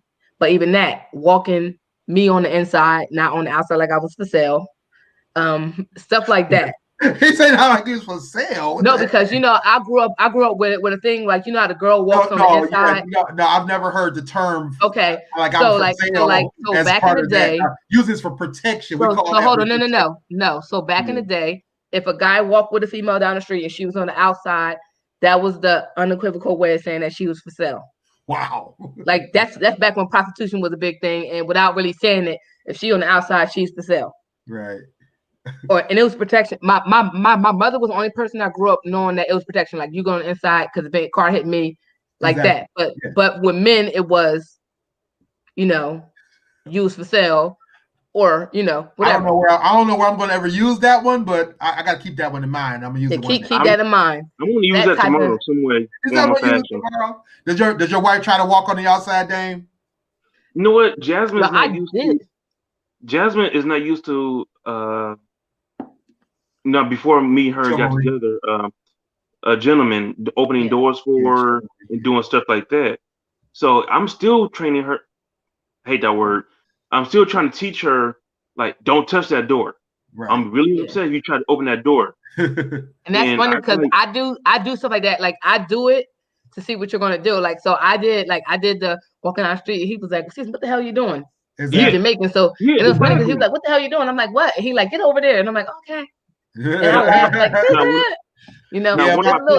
fiance's been that way too, where I'll have to be like, I go to get the door, and she's looking at me crazy, like, "What you doing?" And I'm like, "Oh, I got it." I'm here now. Which is hard because I'm only around her like 3 or 4 times out the year. But still, I'm like, if I'm here, then I'm taking this trash out. I'm doing this. I'm doing that. That kind of thing. Yeah, but like I do like this stuff to see where they at with it. Like even I did. So I cracked up because when I did it. So he opened the car door, let me get in, make sure I was tucked in.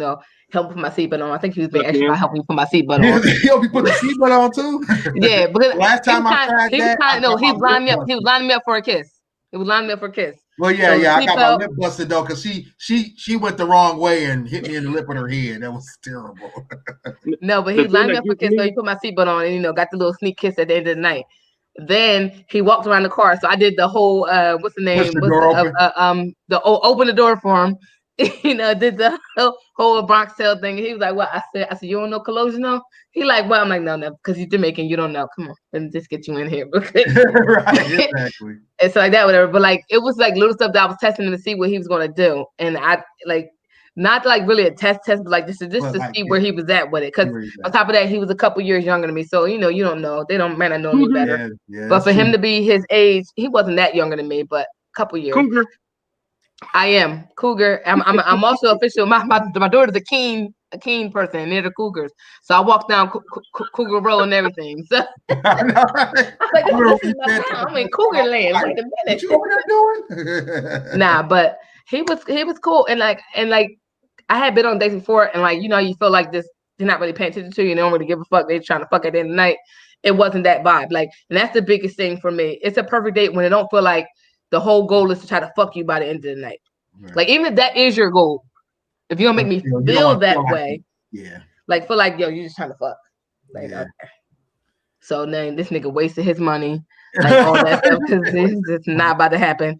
Shit like that. But like that to me is a perfect date. And the chemistry and the vibe is everything. The no pressure date. Exactly, Joy. Organic dates. Yeah, no. And I'm a person that I went on a date with a guy, and we didn't even go anywhere. Like we went to, so our area has like this ballpark, but it has like a park overview, and it has like this walk that you can walk near the water. So it's like when you walk across, like you can take like people walk there, people jog there, whatever, but it's near the water. And I'm a person, I love the water. The water's common to me. So we was on some random shit in the middle of the night, like let's go do something. And we took a walk in the park in the middle of the night and just had a conversation. To me, that was another good date. It wasn't that he spent money on me. It's that we sat there and had a very nice walk near the water, which is beautiful, and night stars and all that stupid shit. And we actually had a really good conversation. And at the end of the day, I didn't feel like I had to help. I didn't feel like I had to part my legs for him to say, "Oh, that was a really great date." So right, exactly. I want to say something. It really irritates me when I'm on the outside walking with Jasmine, and the street changes where every time you get across the street, you're like, what side? I don't know what side to be on. No. You know what's funny too? No. See the way I fixed that. I mean, you gotta be conscious, right? But the way I just fixed that, I just grab her hand, take her by the way, to the side, move her over, and just put her in your back, and just move her over, and then I twirl her around, and then I dip her. You know, what you gotta do, bro. Now, you know what's funny though?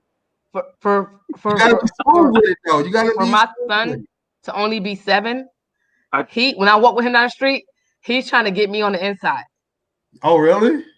And I'm like, no, Zay. Like every time I'm like, we go to the store. Like the store is like literally down the street, and I'm walking him, and he's like, boy, you might as well let him do his thing. No, but he has to hold my hand. Somebody asked me today, like, how old is he? I'm like, he's 7. Like, when he gonna be 8 in February? He tall as shit. His teacher called him that. My son's tall. Mm-hmm. So, and he only 7. His dad is like 6'9" or some shit. This little boy's gonna be tall. I ain't nothing I could do about it. My family's tall except for me. I lost that battle, whatever. But he when we walk, he's like, no, and he pushes me, and he's like, get on the outside. I'm like, no, you're small. Right. Like you're still like, first of all, you're my kid. You have to be on the inside. I have to protect you. Right. And it's like a battle between us down the street so I can get him. Like now I recently got him to where he's not battling me down the street so we can get to the store, because it's like a battle. Like, no, you're here. Just lose that battle, Sonny. Just let him win. No, because he's 7. I can't. No. But I just put Jasmine on my shoulders now. You know what? You know what? Is that Lakila, or I'm going to pronounce? I'll tear that name up. Yeah. Oh, Lakila. Hey, Lakila. Fuller. I know some Fullers. They in Jersey. Conversation. Yes. Yep. Yeah, that's always important too. Like my idea, like now after I read this in the group that we're supposed to think about vibes and all this kind of stuff. I'm like, oh yeah, I guess I should think about that too. I mean, it's not about the money, it's just vibes and the energy. Yeah, but and that's a good point. Somebody mentioned the thing about and I loved it too. The comment they made. They made a comment about being able to have these conversations with a person, being able to have these long night talks, these talk about anything, being able to have a conversation with somebody as if you've known them forever. That kind of thing. Having that kind of vibe with a person, that's big too for me. I've normally dated women that are either a lot older than me, or they may be kind of close to my age, but generally, so we have some differences in experiences, but in general, being able to connect on a level where I can still know, what you're not what you're thinking, but you know what I mean? Like, no, or have a feeling like, we have the same ideas about certain things. We have the same common sense values about certain things. That's huge. That's really huge. I mean, I think I've only been with one person who was really, really like me. And I mean, we shared a lot of different ideas and connections and things like that in terms of our energy, our vibe, our, that kind of thing. So I think that was like one situation that made me feel like, wow, like I feel like I've known her for years and for decades, maybe, the way I felt, you know what I mean? Just talking to her. So that's always a perfect scenario in my mind. Now, when I'm going out, like, post-pandemic, pre-pandemic, being able to, go somewhere where we can really have a good conversation, really get to really, like you were saying, Sonny, being able to kind of see where we are, what we're doing, as individuals, but also together, having that connection where we're engaged and we're not, like you said, paying attention to the phones or paying attention to the other people around us and that kind of thing. I love that, being able to really just kind of be in, in our own little bubble, basically, that kind of thing. I'm a traveler. I'm a foodie. I love food. I love traveling. So anything involving that, I'm with it too. I mean, yeah, my first date is going to be taking her to cross country on a, but maybe the second date though. Second date for sure. Willie, stay going on vacations. You said what? I said, Willie, you stay going on vacations. I need to get like that. And it's just, and then on top of that, I think that the type of conversations that you have, because if it's not like, because you have those conversations with people, and eventually it gets to sex and stuff like that, whatever. But like, if you can have conversations outside of that, like, because I can have conversations about sex and not really be in that mind frame, but like, to just have those conversations, like, and it depends on the conversation you have about sex. Because people say you stay away from the sex conversations, but like, eventually, generalize the conversation about sex. No, but eventually, not initially, but eventually, you're gonna have those conversations. No, I'm talking about like when you talk about sex, it's usually just general talk, like this and this and that, not because some people get in depth with it. Like, I don't think that you should do that at the very beginning, or if you do, it depends on how you approach the subject. Mm-hmm. Because it's all in how you do it. Because I had a conversation with somebody that I was getting I was getting to know, and the conversation we had was just about, what was it about? It was like the compatibility. It was less of the action, but the compatibility and being able to be vocal about your wants and needs. Because how people talk about the sex, oh, I do this, and you ain't ready for this, and all this stupid shit like that, whatever. But like, just talking about genuine compatibility and getting to know that person wants and likes, and just getting their perspective on it. Right. That type of conversation, because you can have those conversations and not be like the raunchy conversation, but like what their perspective is and how they look at it relationship wise. Because maybe your ideal may differ from theirs. That type of conversation. I mean, you can have like, and I'm the type of person, I can have conversations about anything, and I think that a lot of people are can be put off by that, but you have to know who you're talking to. Like, you can have that conversation and not be taken in the manner of like, oh, they trying to fuck me, but like, no, it's a mature conversation about like your wants and needs, and because I had a guy tell me that I was getting to know that he never felt desired, Okay. and he was married at a point in time, Right. for years. I was like, what? He never had a female express her attraction to him. He was always the pursuer. So in his mind, he felt like she never really was attracted to him in that manner. He was definitely attracted to her because he was vocal about it, but she never was like, hey, I want you, or anything like that. Anything that ever happened was because he initiated. Okay. And that was like, what? So you never had a female be like, blah, blah, blah, blah. No. But Just but that's not uncommon for men. I mean, that's really not and uncommon. And to me, as a female, that's weird to me because and I said that to him, that's weird to me. He was like, why? I said, because if I like you in that manner, not let alone like you, but dating you, there's some attraction there. Oh, I get what you're saying. I'm going to be like, hey, what you doing later?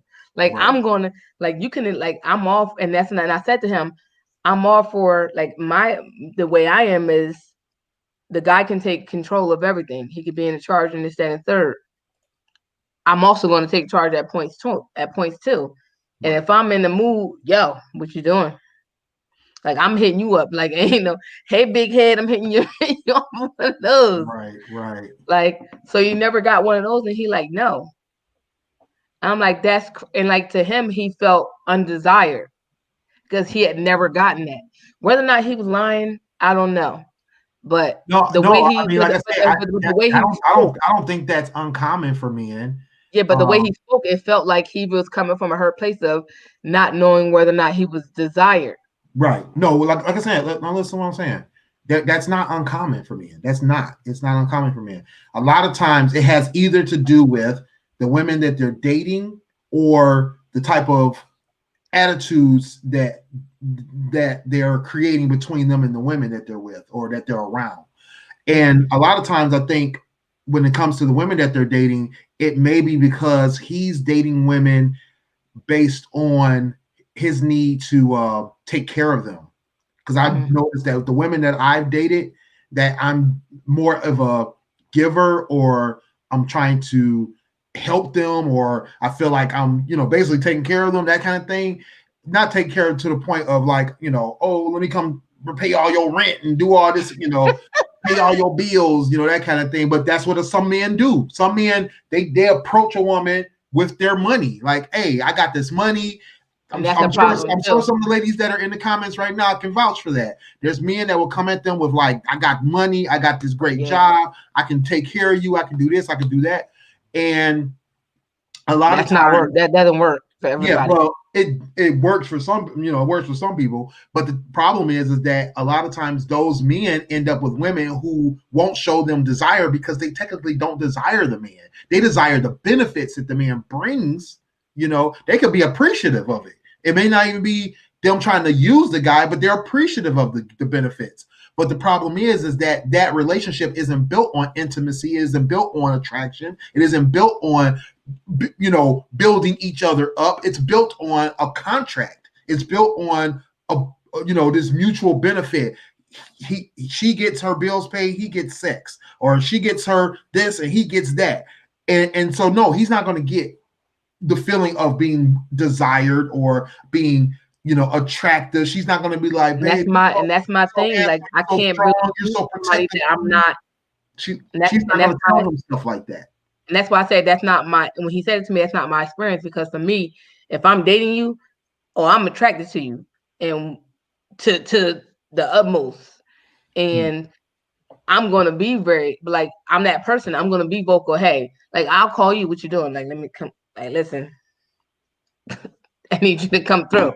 Like, because I'm like, it's not even about you making sure I'm good. I'm just in a way that I'm, listen, come on over here. I got something. Let me show you something real quick. And that's the thing, like, where a lot of guys are intimidated by a female that knows what they want and be very vocal about it. some guys like that take charge nature. They don't want a female to step in and this, that, and the third. They just want to be that guy that, I did this to her, this, and third. It's like, no, we could do something too. Let me show you something real quick. Like this, let me tag me in real quick. I got this. But, and that's why I said, it gives us, like, and that's why when guys approach me, they're so like, oh, I'm going to do this, and the third. Like, that's fine and dandy. But I could be tagged in too. Like, I like when a guy takes charge, but at the same time, I could be tagged in and take charge too. And a lot of guys are put off by that because it's like, and this is why you get guys that are intimidated by females that are very within themselves sexually, that they know what they want and they can be very vocal about it. And a guy, to them, that seems like, oh, well, she's this type of person, or she a freak, she this, that, and third. No, I know exactly what I want. I know how to get there. So I need you to be a part of this. And I'm gonna bring you in and show you what does it for me. And like that. So a lot of guys get intimidated by it because what they're used to them girls that accept whatever they give it to them and it's done. It's like, nah, that don't work for me. Like, I had one guy dated and told me, oh, you're supposed to get turned on when you look at me. Who are you talking to? Yeah, right. Like, it's like, I mean, I can be, but that's not a definite, like, and that's not like, for what works for one person doesn't work for everybody else. But at the same time, you're not gonna tell me that when I look at you, I'm supposed to be like, oh, let me put my clothes off, I'm ready. Nah, It may be sometimes I may be like that, but that ain't gonna be all the time. I might be in the mood that I may look at you one day, you might look at me in a certain way, and I may want to jump on you like use the last piece of chicken in a wing spot. I don't know, but that doesn't mean that that's going to be an everyday thing with me. Not necessarily mean that that's going to be me all the time. But at the same time, and this is why we talk about that conversation on. We had that conversation on our podcast a while back. We did a show on it about how women. It wasn't even about women. I forget what the name of the show was. How it's not oh yeah, should men always initiate? I forget what the name of the show was. We had a show about whether men should initiate or females should. And it's like, no, we both should be initiating. It shouldn't always be the guy. It shouldn't always be the female.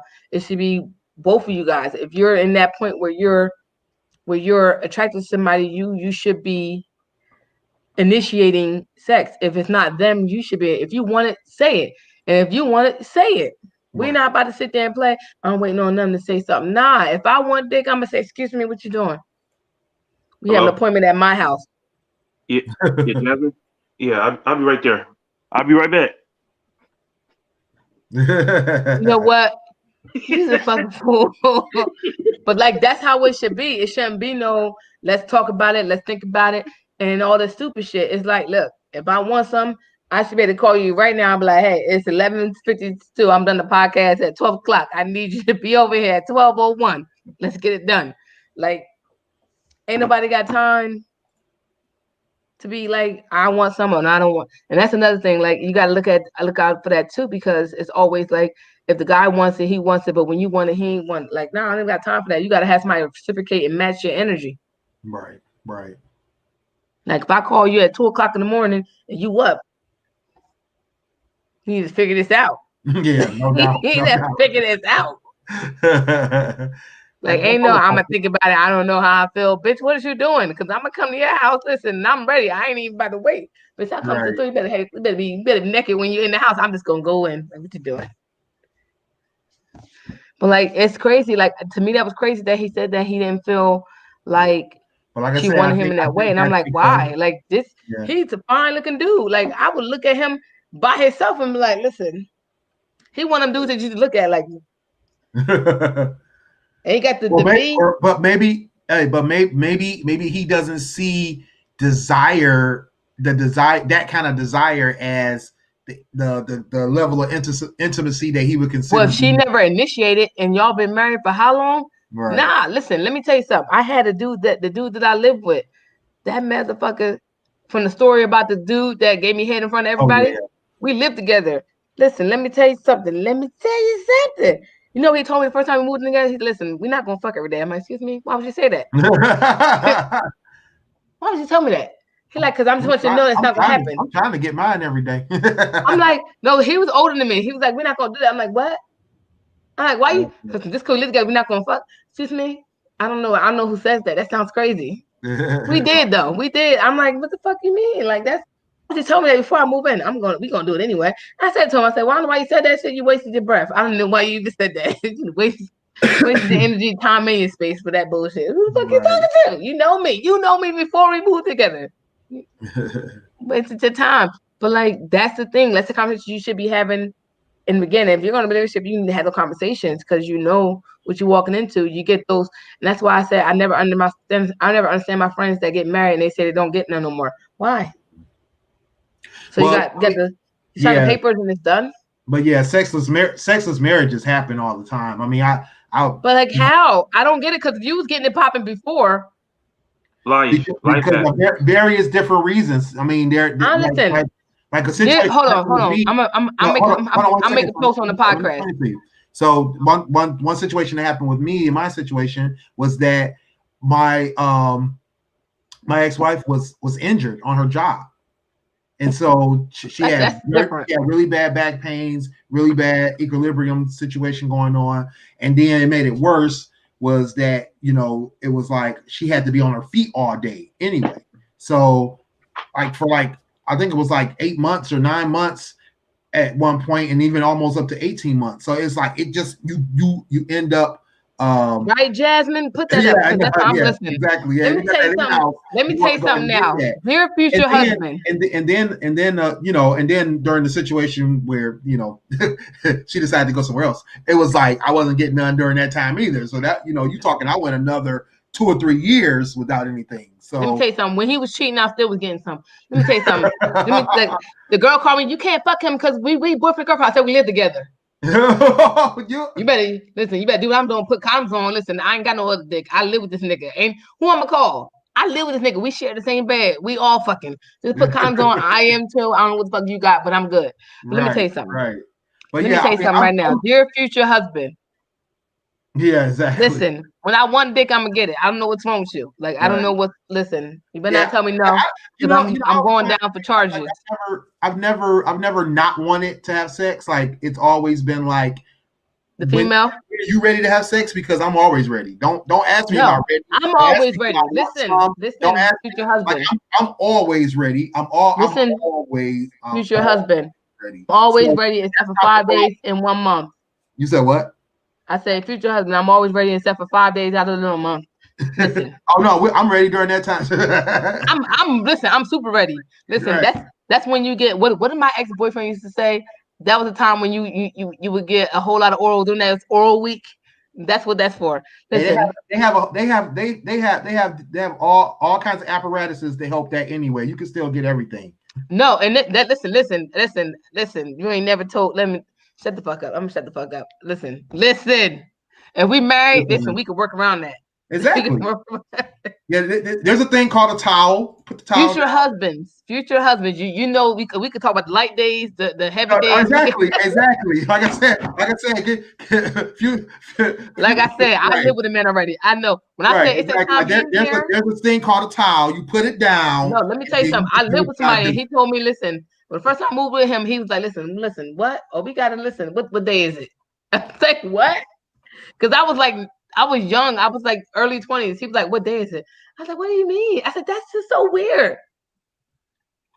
I'm 37 now. I understand. Listen. if all I gotta say is there's a thing called a flex cup. Look it up. You can do what you want to do. Shower sessions is another situation. Excuse me. God bless you. It's shower situations, and there's another hole.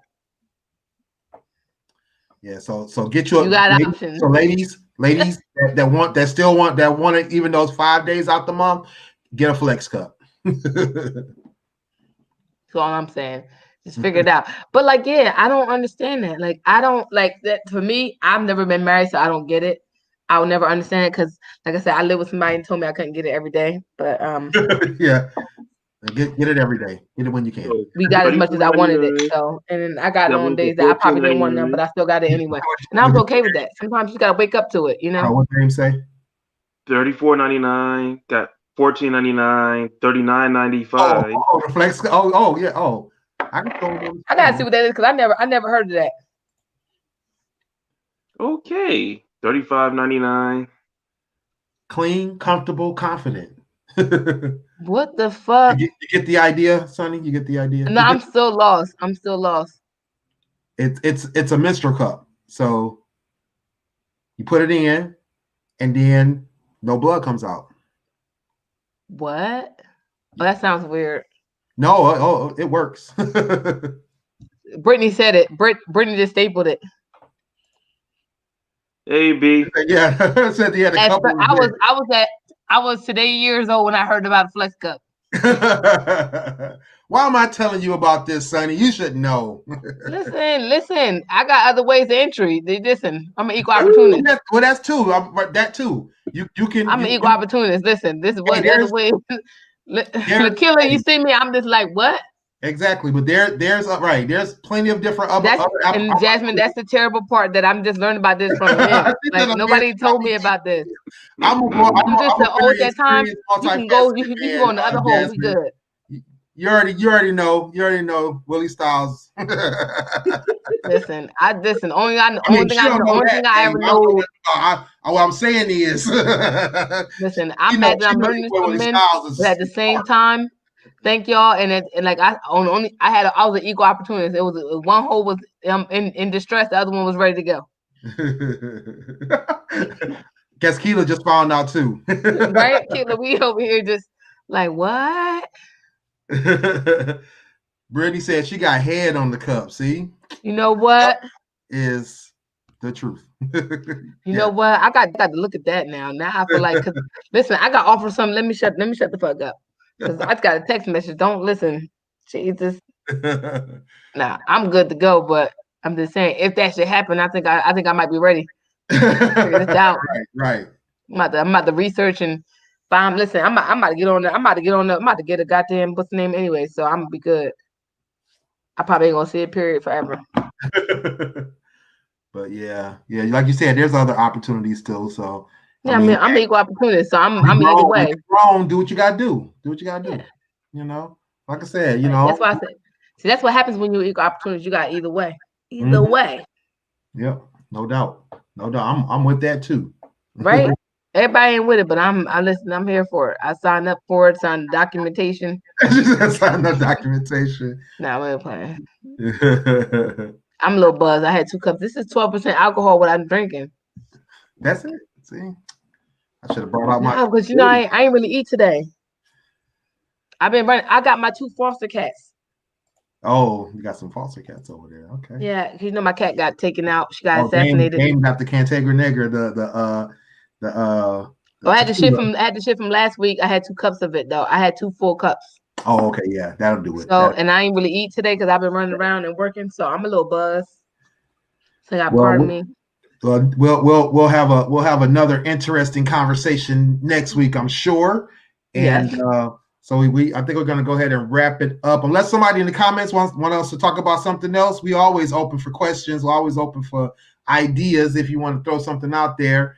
But definitely check out our group. I got to figure out how to get a better link going, but we do have a Facebook group. That's the link. You can look it up. So look it up by going to what's the name of the group? Well, we're gonna share it to the Facebook or to our GFT Radio Show Facebook page as well. It's called GFT Radio. I'm working on right now linking the pages together. I just gotta figure out how. I'm about to change the name though. I think I want to change the name to join the conversation. Oh, okay, that works. Because it's easier to like remember. Yeah, and then that way you can join us for other conversations. We're posting questions. Other people are posting questions. You can post a question on the page and get everybody's opinions. We already have. I think we have almost 100 people on there already. We're going to be adding more people and inviting others, and we're going to have contests. We're going to be doing giveaways. We're going to do giveaways here on the show, giveaways on the page. And so definitely be looking out for that. Can I win? Am I eligible to win? Or no, you work here. Oh yeah, I just changed the name. I just changed the name to join the conversation. You can win too, Dane. No, I work here. So I just changed the name to our group to join the conversation. So go ahead. All right. So make sure y'all follow that. Join the conversation, and we will definitely be on there. I'm a part of a bunch of discussion groups now, so I got to make sure I prioritize my time to our group because I'll be on a bunch of them just answering. Yeah, I'm in like people keep adding me to groups. I'm like, can y'all not? I know, yeah, it'd be crazy. It'd be crazy. So many groups, but our group is going to be the best one. So make sure y'all come stop by. And then like I said, we're going to be doing some stuff here. Giving away GFT merch. I'm actually working on something a little bit bigger to give away, so be on the lookout for that. I just got to check on a couple things with it, and then I'm going to do an even bigger giveaway. Basically, you help us grow GFT Radio, we'll help you go somewhere. All right, so okay. Willie, about to, can I be a part of that or no? You work here. Here, no. Actually, I'm the owner of the company. I'm the owner of the company. No, but you know what I was thinking about too, because I'm going to say this to you guys for the viewers that's still with us right now. I talked to the guys. I know Willie do the Willie Styles Takeover. I'm talking to Clint about doing his interviews, going live as well. And then maybe I'll do the Sex with Sunny live. Okay. Whoa. If you follow my blog, you already know how I do. Live Sex with Sunny. So if I do the Sex with Sunny series once a week. Doggy style? Shut up. This is conversations about sex, because that's what I do. Of course, the guys can join me too. But if I do that, and then basically what I'm thinking about us doing is doing the podcast together, and doing our separate things on our stream as well. So it's like multiple. About is every Wednesday night. I try to do it every Wednesday night. I do a gaming with GFT. I go on Twitch and I stream myself playing video games, and people actually been watching. Mainly Dane, but other people have been watching too. I check in sometimes when my son's not yelling at me. Right, and every other Thursday I do I've started to do every other Thursday my Styles Takeover, where I do music and have some conversations, topics and stuff like that, but mostly playing some hits, playing some hot tracks. I actually have a working playlist for this next one I'm about to do, so it's going to be even better than the last one. The last one was hot though. So definitely come check out the Styles Takeover every other Thursday. You'll see me post it on the pages. You'll see me post it on my page. I'm going to do better at doing that before I go live on that Thursday night. So then that way you guys can join me and enjoy that as well. The Wednesday night, every Wednesday night thing, it's going to be every Wednesday, the plan, but I'm not going to announce that. I'm just going to jump on Twitch. Twitch has its own notification system, so you have to subscribe to Twitch to find out when I'm gaming with GFT. So make sure you go to our GFT page and subscribe to our notifications. Please like and subscribe and hit the notification bell on our YouTube. Please do that. That helps us. That helps the channel. That helps grow us. And then we'll eventually be able to do bigger things once we're able to get a larger following. So definitely go to YouTube Live. Hit the notification bell if you're already subscribed. If you're not subscribed, definitely subscribe. And then that way we can do some bigger and better things. The giveaway that we're talking about doing right now is we definitely going to be doing some merchandise giveaways, t-shirts, sweatshirts, masks, things like that. Yeah. And then our merchandise on our Teespring. That's what it's going to be. Whatever we have in stock that particular time, we're going to be doing giveaways with. Right. teespring.com/store/GFT radio. Go buy some stuff and then we can definitely give away more stuff. But I'm also going to be working on a bigger giveaway that I'm not going to discuss what it is exactly, but what it's going to involve is helping us grow our channels. We have a group page now. We have our GFT live on Facebook, on YouTube. We need numbers. And so if you help us grow the channel, that's why I think it's going to be dope if when we start doing when we do our joint stuff, but our separate stuff, because we're building that audience. For those who like to see Clint do interviews, that's definitely going to be a dope thing. Yes, we're still going to do interviews on the podcast, but when Clint meets people that he want to interview immediately, that's something he can do. Willie does the Styles Takeover and the gaming things. Those are things that we could be doing as well. And then for y'all that know me from my blog, y'all know I do the Sex with Sunny, so why not? And if I could do it on Freaky Friday, why not? Exactly. No doubt. Why not? We can discuss sex for and I don't want to do shows. So for me personally, I'm not going to do shows for an hour. I'm probably going to do them for a half an hour and be done. So we're gonna have this real conversation. Unless it goes on, if it goes on longer, yeah, we can do that. But initially, it's gonna start off as a half hour, a little spot, real quick. We're gonna have this conversation about whatever I'm thinking about. The interviews that Smooth is gonna do are gonna be short form. Andy with Styles is usually 2 hours, maybe a little longer. Styles Radio Takeover is usually about an hour to an hour and a half. So so we're trying to get more content out for you guys to be able to like dip and dab in and check out. And then, like I said, like Willie said, we need y'all to subscribe, especially to our YouTube channel. We live on YouTube all the time. We have subscribers there, but we need more, especially if we're gonna be doing stuff like customizing our stuff. Right. Customizing comes with subscribers and likes and comments and shares. So when you do those things and people come and like and subscribe to our stuff, we're able to customize it to our best ability. That way we're easy to find, and it's a link like directly to us. It's not the link, this long ass link. Right, exactly. So that benefits you guys. And like I said, that helps us to make everything better for you guys. So we're looking into those changes, if not this month, next month. 2021 is going to be a whole new year for GFT Radio, and we want you guys to be a part of that. Indeed. All right. So I think that was a mouthful. I think it's time to call it a night. Sunny. All right. So of course you can follow your girl at IamSunny_D, Instagram, Snapchat, Twitter, and Tickety Top, and I believe also Twitch. Catch me on my blog, unreservedlyme.com. Why? Because it's unreservedly me. You get me here, you already know what it is there. All right. But you want to bring the whipped cream? Okay, I'll be right there. Go ahead. No.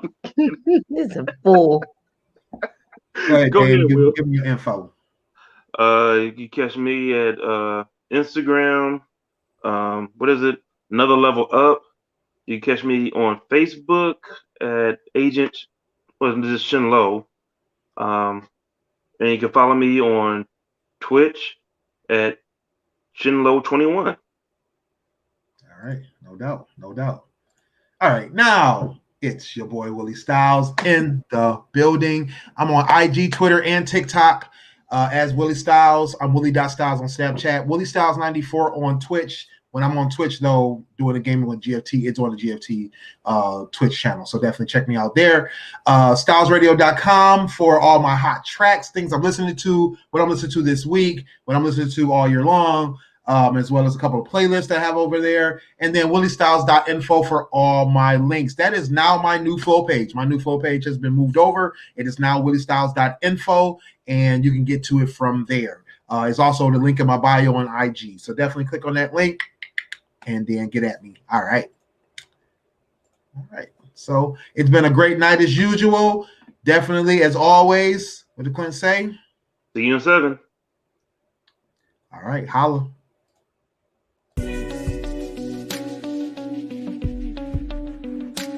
Hey guys, it's your girl Sunny D, 1/3 of the podcast GFT Radio Show.